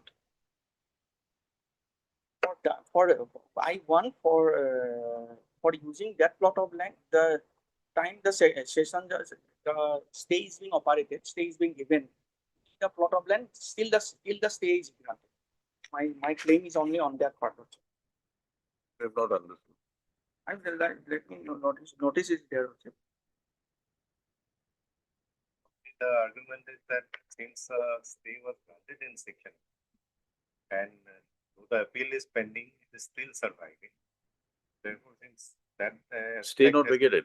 Stay not. No, the stay, why not against that stay, we had come in second 37th time. High Court had, my lord, asked the plot to be open. The session judge had stayed entry and egress into the High Court had vacated. No, the appeal It's not disposed of. Appeal is against not- section 9 you filed where? Section 37, we have to file in the High Court. Here. It is still pending. The High Court says that open the gate and Only don't open. block the egress. In view of that, my lord, the building is now complete. All flats are so. In fact, this block 1, 2, 3, 4 are enjoying a common society. They are using each other's amenity. The community hall is there in block 4. They are using it. Then All these aspects are there, my lord. what is the dispute? As per you. Not You are using the facilities, you are using ingress, egress, everything. No, I'm not using that plot. Well, that is their submission. I'm not using that. It is their building. They are using our ingress and ingress. They are having benefit of our plot of land using page number 73, Lordship. Just for 2 minutes, Lordship. In the para 15, para 5, Lordship, that in the said agreement dated so and so, it was agreed between you and your firm and the firm of undersigned, where I had represented as one of the partner and considered to carry out construction activity in an adjacent program land of some other landowners, and are also devised as to how the benefits accruing to your firm or for such construction in the adjoining plots be shared, and the details are narrated in clause 18 of the agreement. That it is seen that since 2019 your firm is carrying You out are reading from which page? page 73, Lordship. 73. 73. What is it? It is the notice, Lordship. From the notice part also, Lordship may paragraph 5, Lordship, Para 5. that in the said agreement, that so and so it was also agreed between you and your firm and the firm of undersigned, where I had represented as one of the partner and considered to carry out construction activities in an adjacent plot of land of some other landowners, and had also devised as to how the benefits accruing to a firm for such construction in the adjoining plot of land be shared, and the details are narrated in clause 18 of the said agreement. That it is since since 2019 your firm is carrying out construction in another plot of land of prerogative from society being number so and so, so and so, so and so. And in carrying out such construction, your firm is using the scheduled land of the present agreement dated so and so for ingress and egress of the same is being used without the authority and permission of the undersigned, who has a right over there being the partner of Messrs. Akash Gangaswaran. That such action on your part is clear violation of terms of the agreement dated so and so is much as while the agreement dated so and so clearly laid down the scheduled land can only be accessed to construct the adjoining land as described in clause 18 of the agreement. However, you have by violating the agreement and the intent of the parties have used the scheduled land to construct a multi-story building over the plot of land which is not the land described in clause 18 of the agreement. That your act of violating the terms of the and intent of the agreement dated so and so has resulted in nuisance in the scheduled land, and further that you had used the scheduled property without permission and against the intent of the agreement dated so and so had refused benefits without giving any share to the undersigned represented in the agreement dated so. That in many occasions the undersigned had approached you, however, he paid no heed and continued to plot the intent of the agreement dated. All right, we will pass orders on 15th September. 15th September for orders. Third Council for Parties. Sorry, may I give some judgments regarding that part, Lordship? You give it before that, Yeah, 15th September.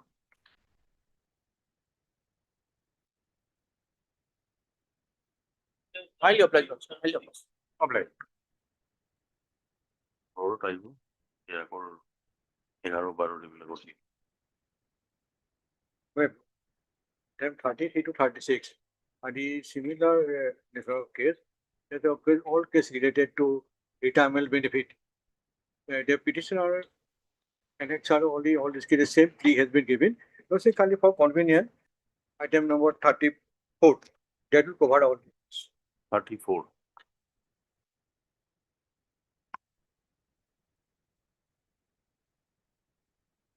Yes. Before I go to, I am giving the whole fact in a short.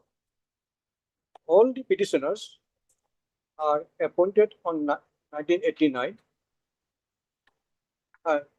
and they have joining their respective posts. After 3 years of service, they are terminated from their post. They have opposed this honorable court, challenging their termination order. And the court, after hearing the parties, that termination order is set aside and reinstated them their post and have a debate on this order that if the respondent authority found they are irregular or illegal, they have by book notice on proper forum they can take action against them. Yes. But they have not taken any action. They are continuing the discharge their duty. They are, after some period of time, they have sent to the basic training, which is required in elementary school, and they have successfully completed those basic training, and they get the increment, and for that, and time to time their service increment has been given, the service book has been updated, and after all of a sudden, 2007, their salary has been stopped. Okay. And they oppose this honorable court. This honorable court, after hearing these parties, pleased to allow this petition, stating clearly therein that the earlier order, which they are reinstated, and they are continuing to in the service, they are attain finality, and they are entitled for the salary. Thereafter, the state go for a review petition, the review is also been dismissed by this court.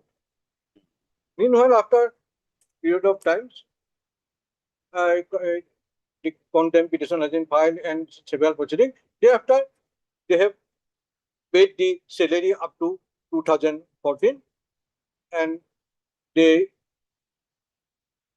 by creating the superannuation post, and thereafter the petitioner are some petitioner one after except one, all are retired on 2015, and their retirement benefit have not been disbursed. Therefore, they oppose this honorable court. The honorable court after all the petitioners got their GPF amount, but other retired benefit yet not been received. The government, that is the basic case before the government have filed an affidavit. In all cases, the similar affidavit has been in file. Their contention is that they are appointed as a non-existent court, number one. Number two, there is a cabinet decisions on taking place, and they are supposed to accommodate in tutor, but could not accommodate it because they have retired. Interestingly, they have retired in 15, and this cabinet decision. I will go to that. I did my argument. Now, let's see, we time to take first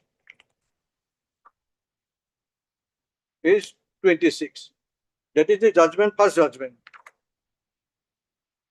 And when I'm arguing the matter, I also indicated the other petitioner's name is here.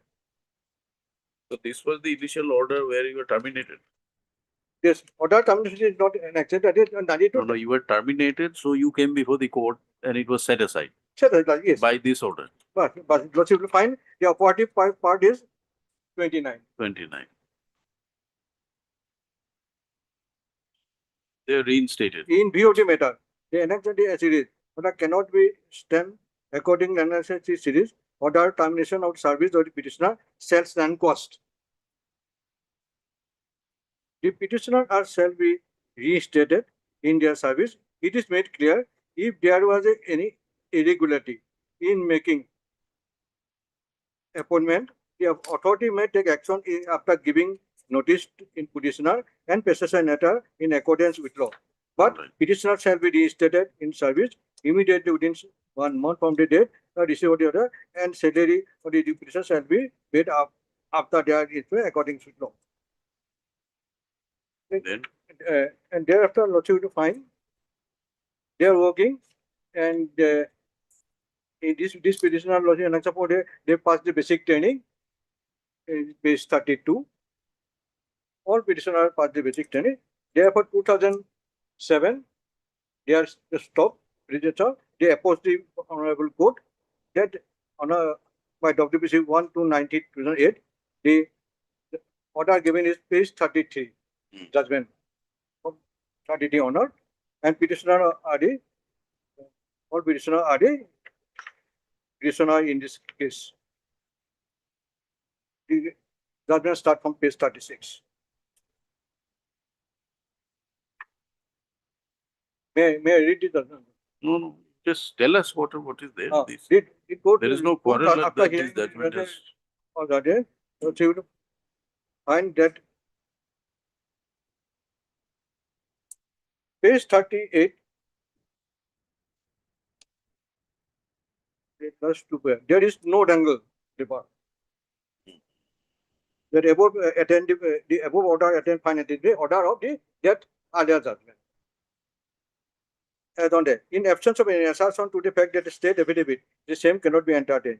This is more so respect of the perceived environment of the petitioner that they are contained to be serviced since the reinstatement in terms of the above decision of this court and has been receiving salary till the month of August 2007.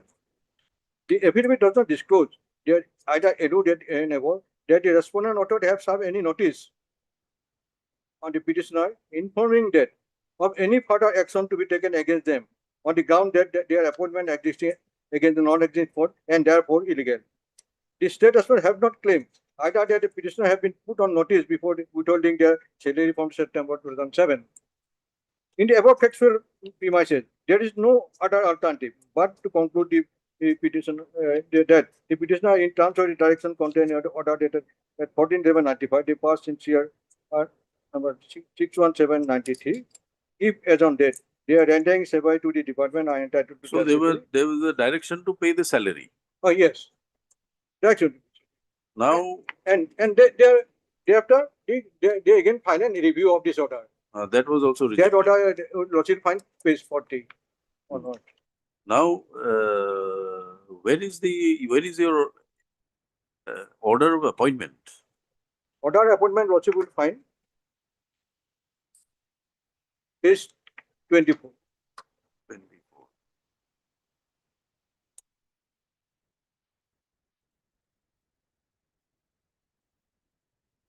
So subsequently, there is no order for regularization. No, because they are giving a regular pay of scale. No, regular pay scale, but there is no regularization. Hmm. There is no regularization. No, Service book open. Yes. Huh? Huh? Open, not open. Service book. Service book is there. They are opening service book. Then what remains? Otherwise, also, legally appointed without following due process. So illegally, then you should have taken a procedure to terminate them. Not so. That is why subsequently that in terms of the cabinet memorandum, but during the So that committee was there who took interview. lots. And then three Screening committee. screening committee and then three categories of employees. Subjected to screening process. So they fell under which category? They fall under list 2.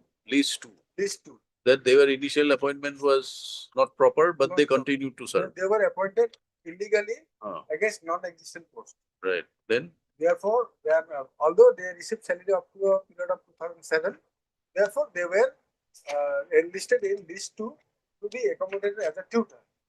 But however, for issuing that accommodation order, some of the petitioners retired in 2015, some of the petitioners in 2019. There are a number of petitioners that I have already placed in lawsuit. My that written argument is also submitted in the earlier opinion. written argument. Lawsuit, because in fact in the earlier opinion, the hearing was almost concluded. Written argument. So, Written argument is Yes, yes. Second file. Second file of so 635 No, it's second file corner. and Green color or green color second file. If lordship permit, I can indicate one thing of this. Those cabinet decisions don't select, don't, we are not covered. Kindly take the lordship page 63 for a moment. I will go in detail. Page 63, only one contact. no, see, your prayer is for release of regular pension. Regular pension. Now, for regular pension, you will have to be a government servant. Lordship. Yes. For a government servant, there has to be Yeah, an order for appointment. Rule 31. Rule 31 of the. There has to be an order saying that you are appointed pursuant to selection or whatever No, pursuant to is cabinet decision. page 24 is my appointment order. Page 24 is a temporary order. See that? Yes. And after my Purely service document, temporary. my GPF account is here. There is a GPF account is there. Only the regular employee have the GPF account. Show us from And after training, after basic training, they have given that is the condition of their appointment. where is the decision to appoint them as tutor? Where is the decision to appoint them as tutor? Kindly take up the affidavit filed by the Yes. respondent also. Here I have filed my affidavit. Respect of 401 to 2021, 23 also.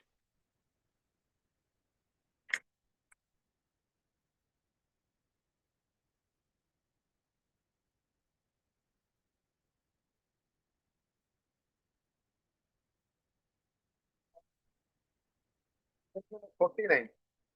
49. Okay. 49 onwards, my affidavit. In fact, my affidavit starts from page number 47. I can start from page number 49. They should have been included in category 1. Yes. Why? Because the basic training certificate itself is unauthenticated.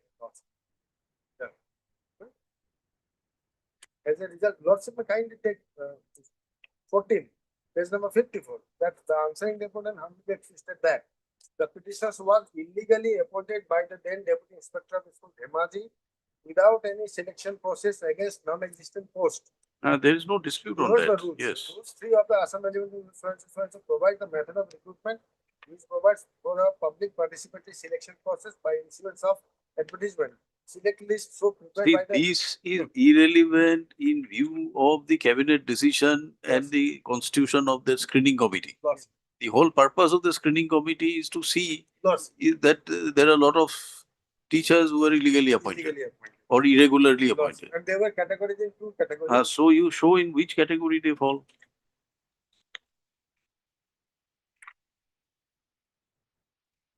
Page 64, Lordship. Page 64. 64. This one. The teacher who have received salaries at some point of time and having JBT basic training are included in this one. And that will be also reflected in page 63, last part. Page 60, the last part. That is the screening committee after screening that proposal is included. Those who have drawn salary at some point of time after received the appointment and passed a basic training, or a teacher who have fulfilled following drawal of salary, some time appointment, qualified junior basic training, and GPF account. That is what you can see. Why they say GPF account? Because those persons who are regularly, they only get GPF account can be open. And these petitioners are regular appointee and they doing their salary, they complete the court have a specific direction that if you being irregular, then you have to put him notice. But they have not taken second. They have already waived their right on that. They now that after the retirement, they cannot say that my appointment is without any. How many petitioners have been recommended for tutor? How can it be? I retired on 2015. 15, all of them.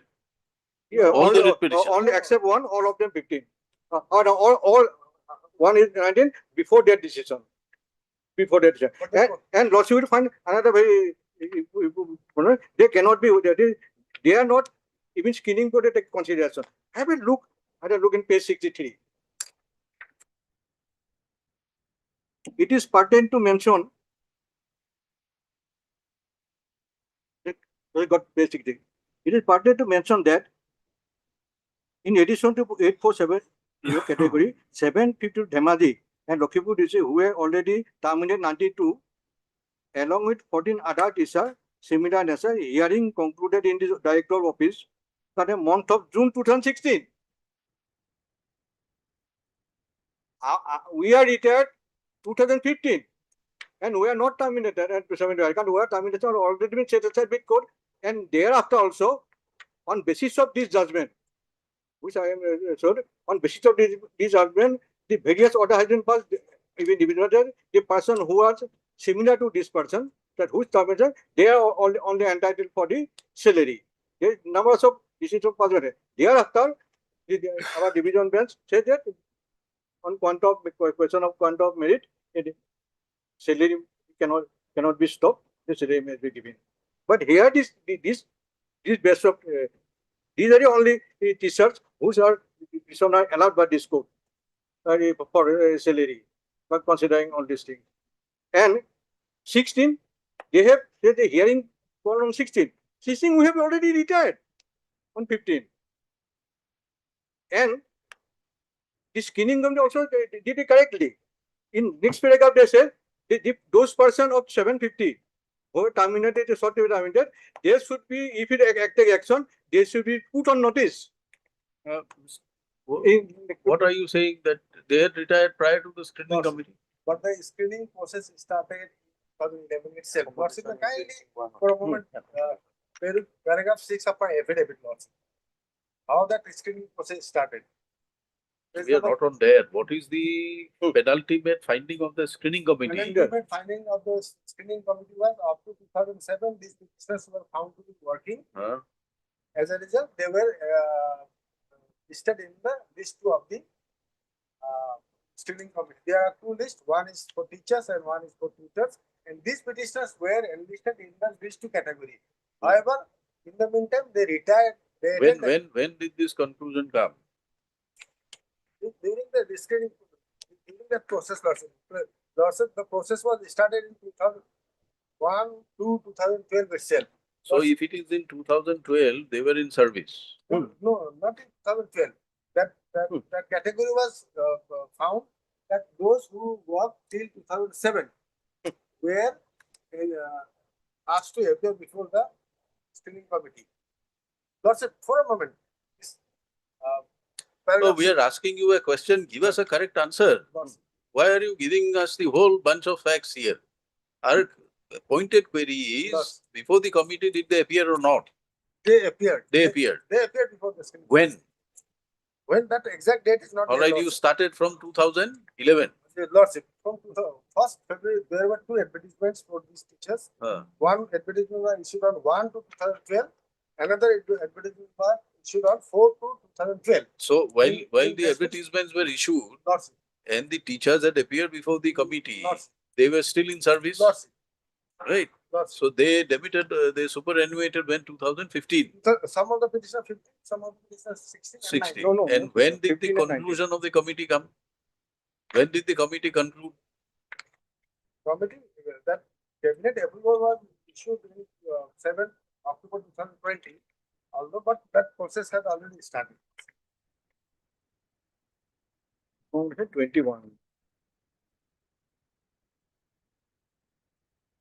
Where is the cabinet? Lordship, cabinet memorandum is Lordship. Where is it? Page number 62.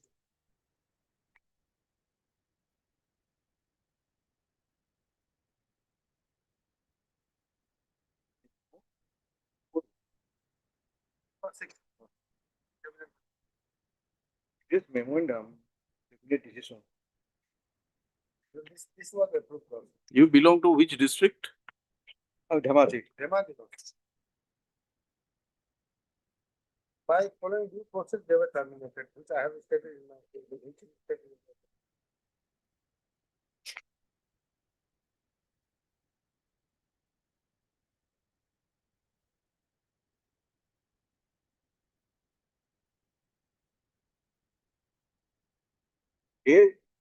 Whatever they say, they are contrary to the affidavit there.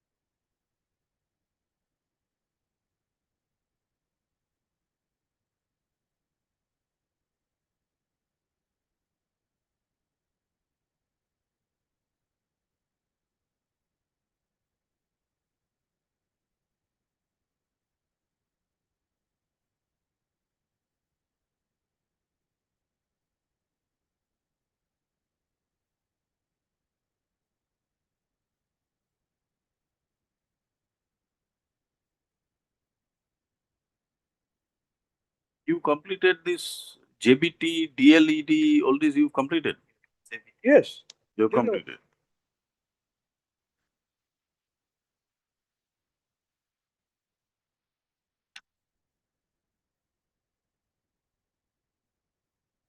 And cabinet approval is also there 7/10/2020.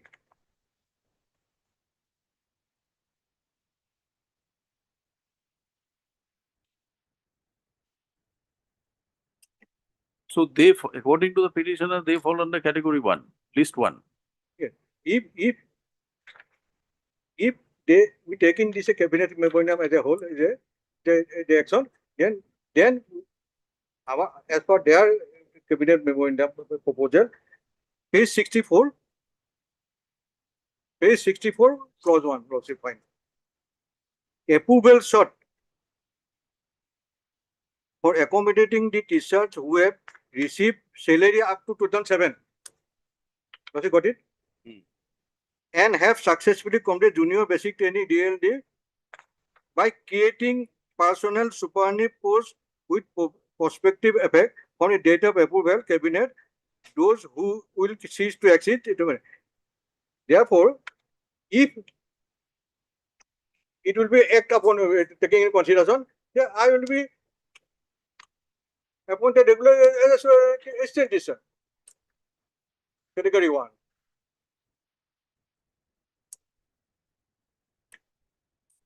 Now, where is the material to show that page 66 is the final approval?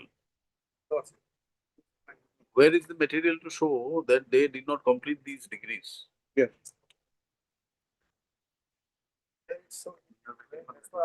Oh, we have already annexed all document.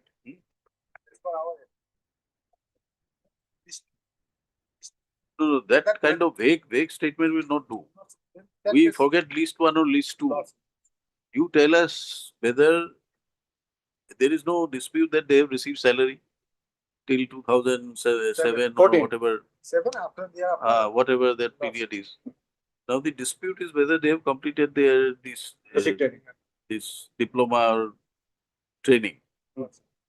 What is the factual issue with respect of the writ petitioners? That case lawsuit that record has You go examine and tell us.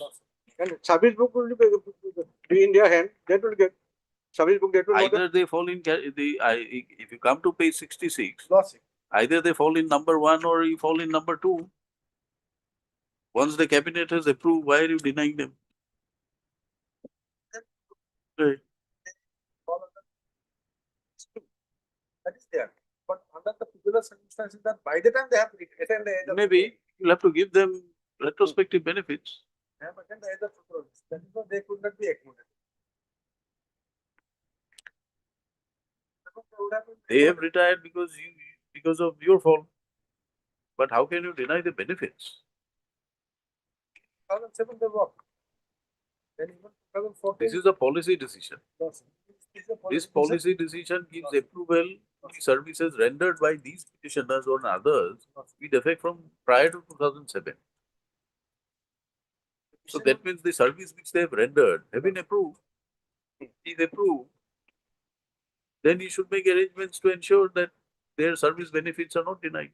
Let me have the record loss.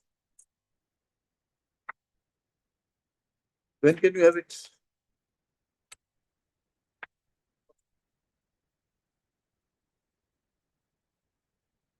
In this bunch of writ petitions, heard counsel for parties in this bunch of writ petitions, counsel for parties have rendered their arguments in WPC 4012 of 2023, where the pleadings have been exchanged.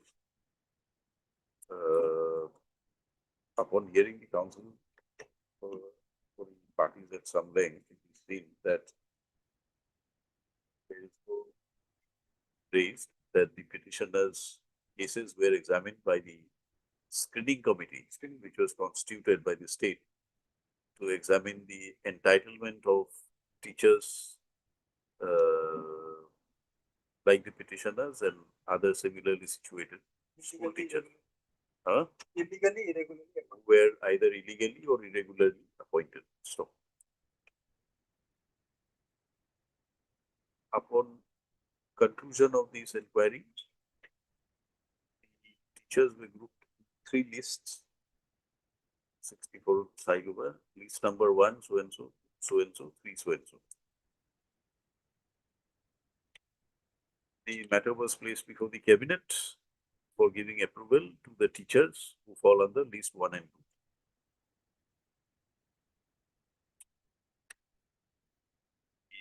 The approval of the cabinet, which was sought for, as is reflected in the cabinet memorandum, is under page 66, 1 and 2, mark for us.